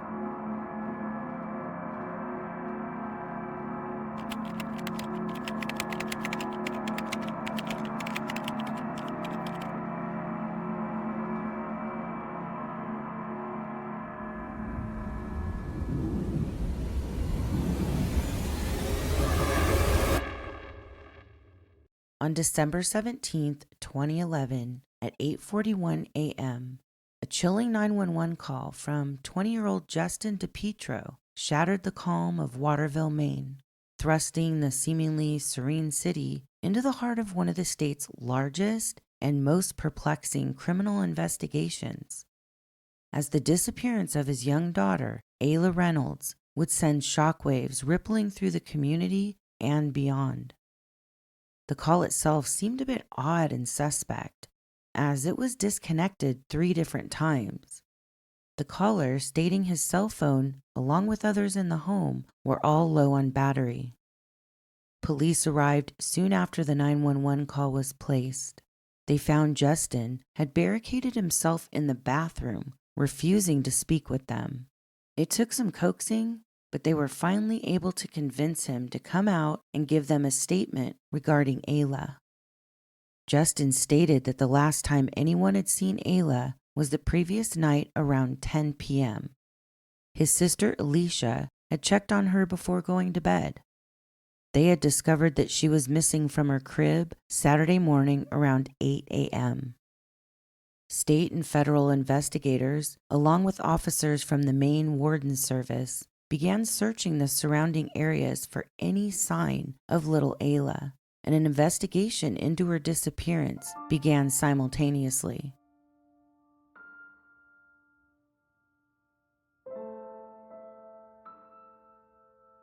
Ayla Bell Reynolds was born on April 4th, 2010, in Waterville, Maine, to Trista Reynolds. Trista chose the name Ayla because it means forever flower. Ayla was absolutely adorable, with the biggest icy blue eyes and irresistible gap-toothed smile. According to her mother, Trista, little Ayla loved being the center of attention. Her favorite song was Moves Like Jagger by Maroon 5. Every time it was played, Ayla would start bouncing around, full of joy and giggles. Trista and Ayla would take frequent walks, and if she could hear music from a passing car, Ayla would start dancing. Perfect strangers would stop and take notice, saying, "Your daughter is so amazing. She's so funny and so full of life." Ayla was a big bundle of energy in such a tiny package, with a personality so vibrant and immense that it was impossible not to be swept up in her joyful whirlwind. Her mother, Trista, had known Ayla's bio dad for many years as friends. At some point, they crossed the line of friendship, and beautiful Ayla was the result. Unfortunately, Justin refused to believe Ayla was his. It was only after a paternity test proved he was Ayla's biological father that he accepted Ayla was his daughter, although he made little effort to be part of her life. When Ayla was 7 months old, he was ordered to pay back child support. Though there was no court-approved child custody agreement in place, the arrangement was that Trista had primary physical custody of Ayla in Portland, Maine. In fact, it wasn't until mid-2011, after Ayla was a year old, that Justin began to have any visits with her. He lived an hour and a half away in Waterville, and what visits he did have were brief daytime visits, no overnight stays. Trista loved Ayla to no end, but wrestled with addiction. Her issues came to a head on October 13th, 2011, 2 months before Ayla was reported missing. Trista had a life-changing encounter with CPS. It's unclear what led up to the encounter, but CPS had an ultimatum: kick the habit or lose the kids. By this time, Trista had given birth to another child with her boyfriend, Raymond Fortier, so there were 2 kids in her care, Ayla and her son. Trista did not want to lose her children, so that same day she admitted herself into an inpatient rehab program in Lewiston, and in the meantime, entrusted her children to her mom, Becca, and her sister, Jessica. She was determined not to lose her children. They were her world. 4 days into her treatment, on October 17th, Justin and his family decided that they wanted custody of Ayla. Justin's mother, Phoebe, coaxed Justin into this decision and called up a contact she had at CPS and was somehow able to get approval to take Ayla from Trista's family. Jessica, Trista's sister, got a call from CPS that afternoon and told her to surrender Ayla, and when she asked why, she was told that Justin's the father and he has the right to take her, and the dad trumps the aunt any day. Though Justin had permission from the state to take Ayla, he didn't know where she was. Justin and his mom Phoebe didn't know where Jessica lived. CPS provided the address to Lewiston PD, and they went to the station to discuss the situation. Lewiston PD confirmed that CPS had given Justin authorization to remove Ayla from Jessica and Becca's care. Officer Charles Weaver escorted Justin and Phoebe to Jessica's home to retrieve Ayla. Phoebe waited in the car while Justin and Officer Weaver went to the door. Weaver did most of the talking while Justin waited in the background. The scene that unfolded was absolutely heartbreaking. When Officer Weaver knocked on the door, Jessica answered and pleaded with him. Jessica said that Ayla's father was not fit and that he had harmed Ayla in the past. She said she wouldn't give up Ayla willingly. Officer Weaver later recalled that Ayla was laughing, playing, and attempting to make conversation with him. In other words, she was happy. Jessica told Officer Weaver to pay attention to how Ayla's demeanor would change when Justin appeared. Weaver said, quote, "I then had Justin come to the door. Upon seeing her father, Ayla immediately broke down crying and attempted to flee the kitchen. I picked up the child and handed her over to her father as she continued to cry uncontrollably. Ayla was kicking and screaming and even tried to bite the officer as he placed her in Justin's arms. Jessica told Officer Weaver that Ayla was terrified of Justin, and he responded, "If I were to have my way, I would have not let Ayla go with Justin." Haunting words coming from an officer. I can't imagine how he feels now, knowing what was to come. As if it wasn't already an adjustment for Ayla to be without her mother, she was at least with familiar caretakers, her aunt and her grandmother. Then to be ripped away so coldly had to be absolutely terrifying for her. I honestly don't understand how this is what was best for Ayla, or why this change couldn't have been done slowly to allow Ayla time to adjust to the change. I understand Justin, being the biological father, had legal rights to Ayla, but how about taking into consideration a more emotionally healthy plan to such a huge life change? How is it that a phone call from Justin's mother resulted in CPS approving this change of physical custody? Was this even legal? It may not have been. The best practice when it comes to child custody between separated parents is to have an official court-approved child custody agreement, of which Trista and Justin did not have. In the absence of a formal agreement, the court considers whether there was a de facto agreement in place. In this case, there was. Trista had primary physical custody of Ayla, and Justin, as of the previous few months leading up to this October incident, had been granted daytime visitation. He had seen Ayla only 5 to 10 times and never overnight. If Justin had wanted primary physical custody, the way to get it would be through either mutual agreement, which he did not have, or through a legal process. He would have had to petition for custody in a courtroom, and ultimately a judge would have had to approve it. None of this was done. There was no investigation, no judge, and no courtroom involved in this change of custody. The rationale that was provided by the CPS supervisor, he's the father and he has the right to take her, and the dad trumps the aunt any day, is simply false. Trista had made childcare arrangements due to her absence in the rehab program, but she retained full custody. In other words, Jessica and Becca were providing a service for Trista, look after her kids while she was gone. The supervisor created a false dichotomy: maternal aunt versus father. The true dichotomy was mother versus father. Before a court would ever grant a father sole physical custody of a child, they would also do a background check and a home visit, both of which were not done in Ayla's case.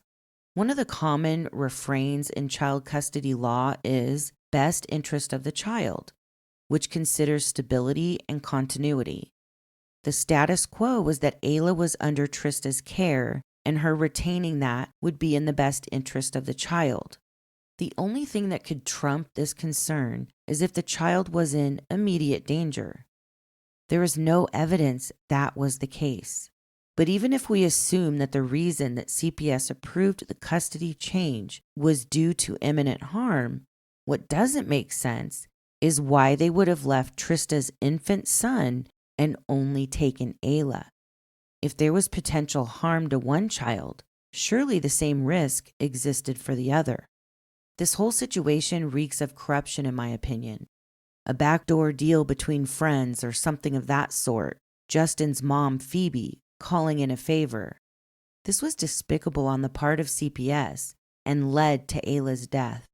But I highly doubt they will ever be held accountable, and that is why CPS gets away with so much corrupt behavior. They are never held accountable.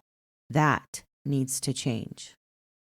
Justin took Ayla back with him to his childhood home in Waterville, where he lived in his mother's partially finished basement, while the other members of the family, Justin's mother, his sister Alicia, and her baby, lived upstairs.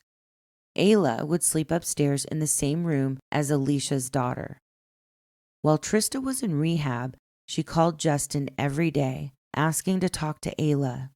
She wanted to make sure she was okay after being ripped away from her aunt and grandmother. On October 20th, 2011, the 8th day of Trista's 10-day treatment, CPS conducted a family team meeting to discuss Ayla. Attending the meeting were 3 CPS representatives, 2 doctors, Trista's sister Jessica and her attorney, and Trista. Justin called in by phone. By the end of the meeting, there was an agreement reached. Ayla would be returned to Trista on October 22nd when she completed the program, and Justin would bring Ayla to the treatment facility on the 21st to visit with her mom. Justin did not uphold the agreement. He instead kept Ayla away from her mother.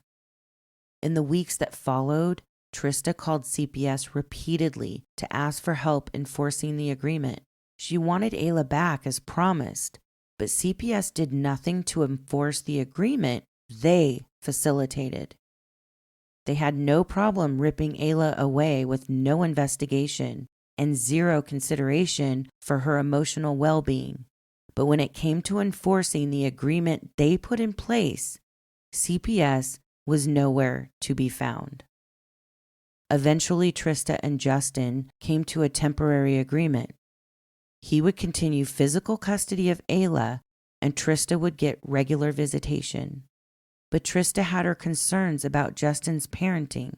She didn't love this agreement, but she had a plan. She had every intention of filing for full custody of Ayla, but in the meantime, she wasn't trying to poke the bear, Justin, in an effort to keep Ayla safe until she could legally get her back. But unfortunately, it would prove to be too little, too late. On Saturday, November 12th, Ayla was injured in Justin's care. He took her to the emergency room, and the doctors determined that she had a broken arm. Justin told the doctor that the incident had happened the night before, Friday the 11th. He said it was rainy, and he was on the porch with Ayla in his arms. He slipped and fell onto her, hurting her. Although she had cried, he said she didn't seem to be badly injured, and it wasn't obvious until the next morning that she might need emergency medical attention. Trista had also noticed an unusual amount of bruising on Ayla's leg. We all know some bruising on a child's leg can be quite common, but to Trista, these bruises weren't typical, and she was concerned, so she confronted Justin about it. He said the bruises were from Ayla playing in the ball pit at the local Chuck E. Cheese pizza place. They aren't known for great pizza. They're known for arcade games and indoor playgrounds for children. Kids can win tickets playing different games and turn them in for prizes. Trista investigated Justin's statement and found that the Chuck E. Cheese he stated he took Ayla to did not have a ball pit. So how did Ayla really get the bruises on her leg? And why was Justin lying about it? Trista was becoming concerned for her daughter's safety and frustrated with Child Protective Services' mishandling of the entire situation. At a follow-up appointment for Ayla's broken arm, the orthopedic specialist thought that surgery would not be necessary, and he believed that she would likely heal well on her own. The following week, on Monday, November 21st, at their third doctor's appointment, he said that her body was healing well. This was the last day Trista saw Ayla before she went missing, 26 days later. Fast forward to December 2011.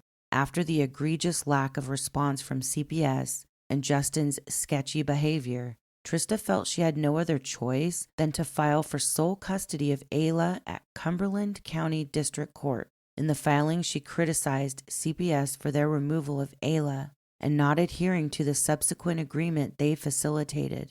Justin had no idea at this point Trista had filed for sole custody, but it's around this time things started to get strange, and Trista's gnawing feeling that something was terribly wrong with Justin's treatment of Ayla exploded.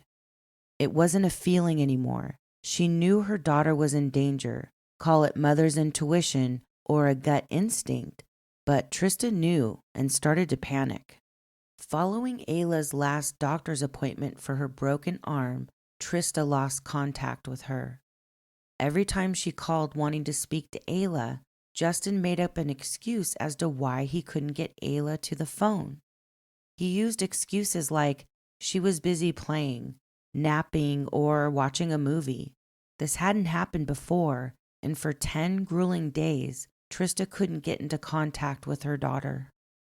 She begged Justin to let her have a visit with Ayla, and he flatly refused.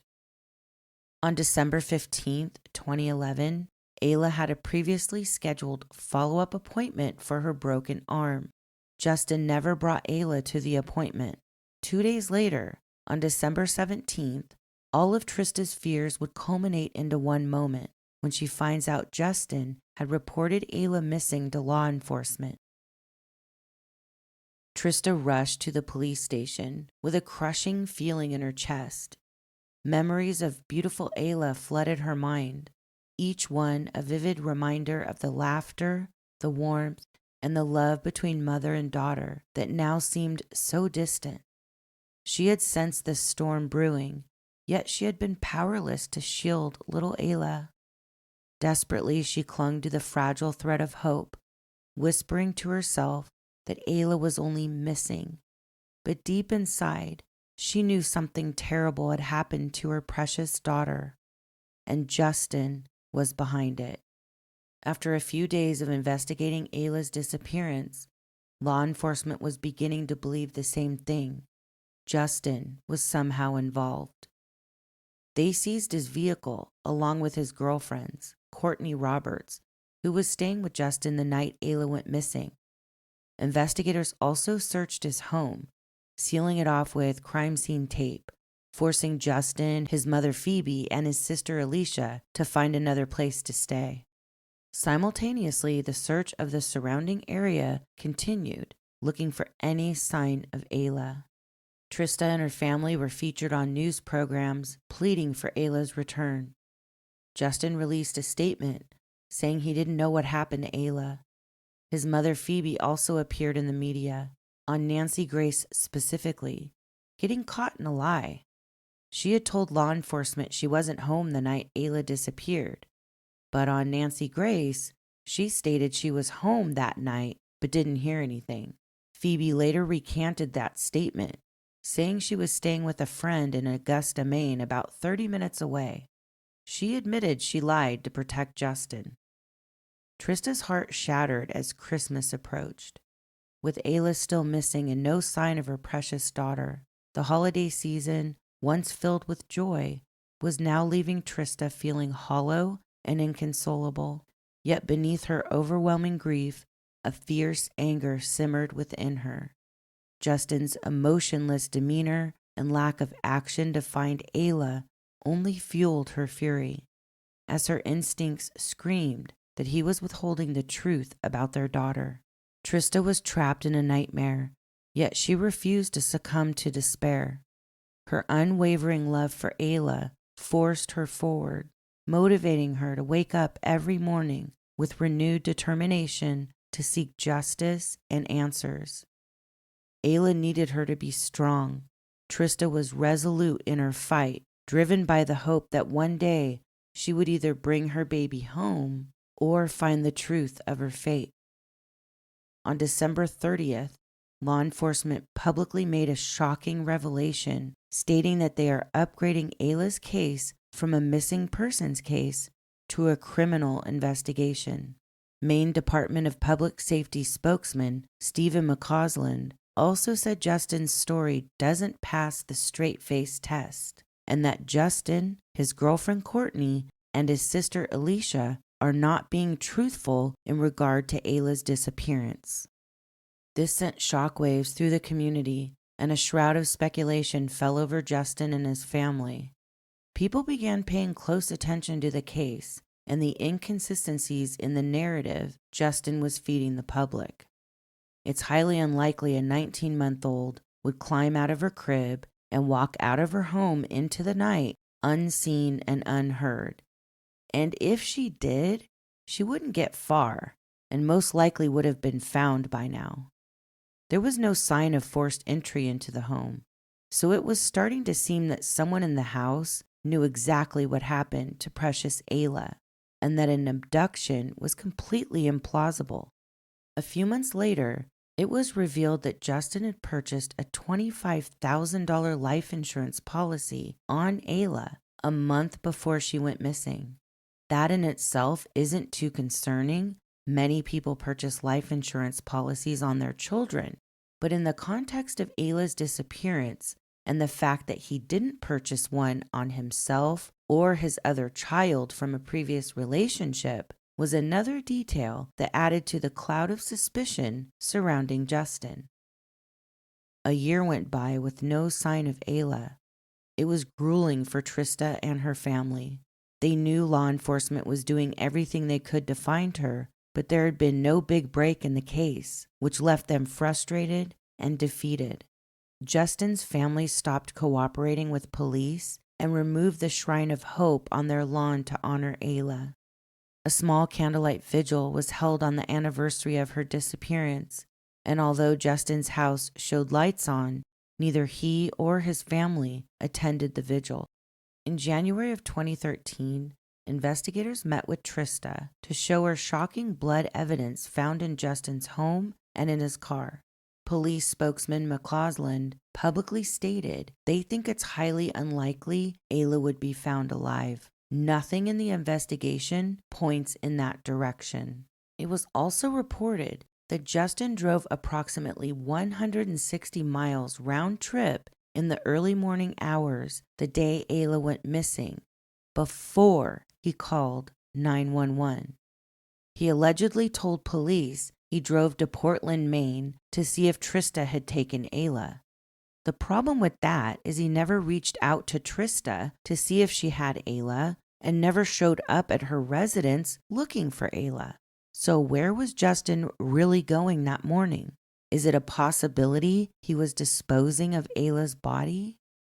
In July of 2013, Justin is arrested on a DV charge against his former girlfriend, Courtney Roberts. She was his girlfriend at the time of Ayla's disappearance and was staying at Justin's house the night Ayla went missing. They either parted ways before the DV incident or shortly after. It's unclear when they officially split, but it looks like things were volatile between them after Ayla went missing and escalated into Justin being arrested for pushing and grabbing Courtney. When his court date for the charge came around, Justin was late for the hearing. Justin DePietro. Default warrant of arrest issue. After 8:30 came and went with no sign of Justin DePietro, a judge issued a warrant for DePietro's arrest. Later in the morning, the 26-year-old showed up unnoticed and pleaded not guilty to an assault charge. What slowed you down this morning?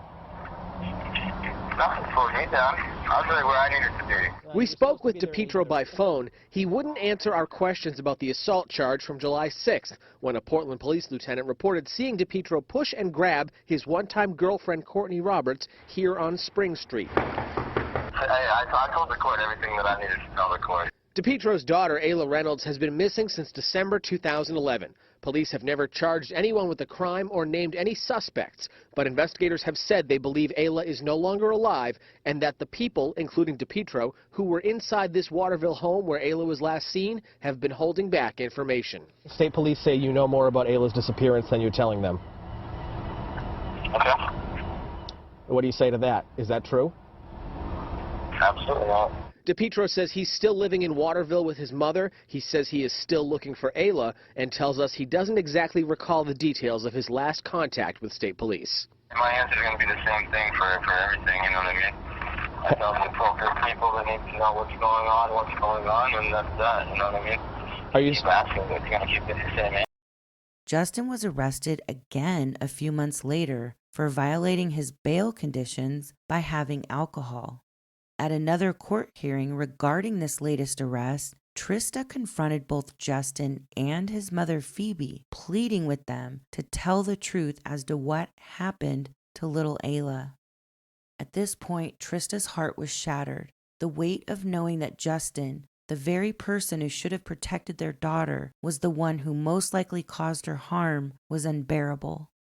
While Trista had fought her own battles and sought help to be a better mother, she was met with betrayal at her most vulnerable time. The torment was compounded by Justin's manipulation, twisting reality, gaslighting her and the world.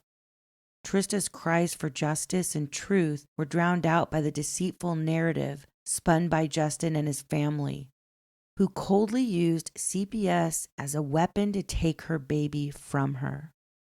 Over a year had passed, yet Justin continued to live his life with careless arrogance, refusing to reveal the truth about Ayla's whereabouts. On December 27, 2017, Ayla was declared legally dead by Cumberland County probate judge Joseph Mazziotti. The court order stated Ayla died on or around December 17, 2011, the day she was reported missing. The judge stated the preponderance of the evidence supports the order. This order cleared the way for Trista to file a wrongful death lawsuit against Justin. She had to do something. She was frustrated that Ayla's case seemed to be going nowhere. So on December 17, 2018, on the 7th anniversary of Ayla's disappearance, she announced publicly she filed a wrongful death lawsuit against Justin.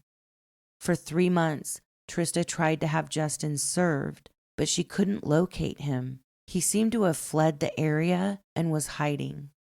The case eventually went forward and was just settled in September of this year, 2024. The details of the settlement are not public, and a confidentiality agreement bars the parties involved from discussing the details. As of the date of this video, Ayla has not been found, and her case with law enforcement is still open and active. The sorrow surrounding Ayla's disappearance is a heavy weight that hangs over the hearts of all of those who have followed her tragic story. An innocent child, full of life and promise, vanished without a trace, leaving behind a trail of despair and unanswered questions. Each passing day without resolution is a reminder of profound injustice. The world watches in disbelief as those suspected of knowing the truth about Ayla continue their lives seemingly untouched by the gravity of her loss. Not only that, but the fact that Justin's mother seemed to have weaponized CPS for her own gain, on top of their egregious mishandling of Ayla's case with zero accountability, is maddening. The frustration felt by those who loved Ayla is palpable. They have an intense yearning for closure. Many question how justice can remain elusive when evidence points towards Justin's involvement. The absence of Ayla's body presents a formidable barrier to justice, casting doubt over whether those responsible will ever be held accountable.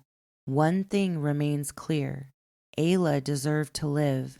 She should still be here. But instead, she was used as a pawn in a cruel game. The fact that justice remains out of reach is a bitter pill to swallow for those who continue to hold her in their hearts, hoping against hope that someday, somehow, Ayla's story will find its rightful ending.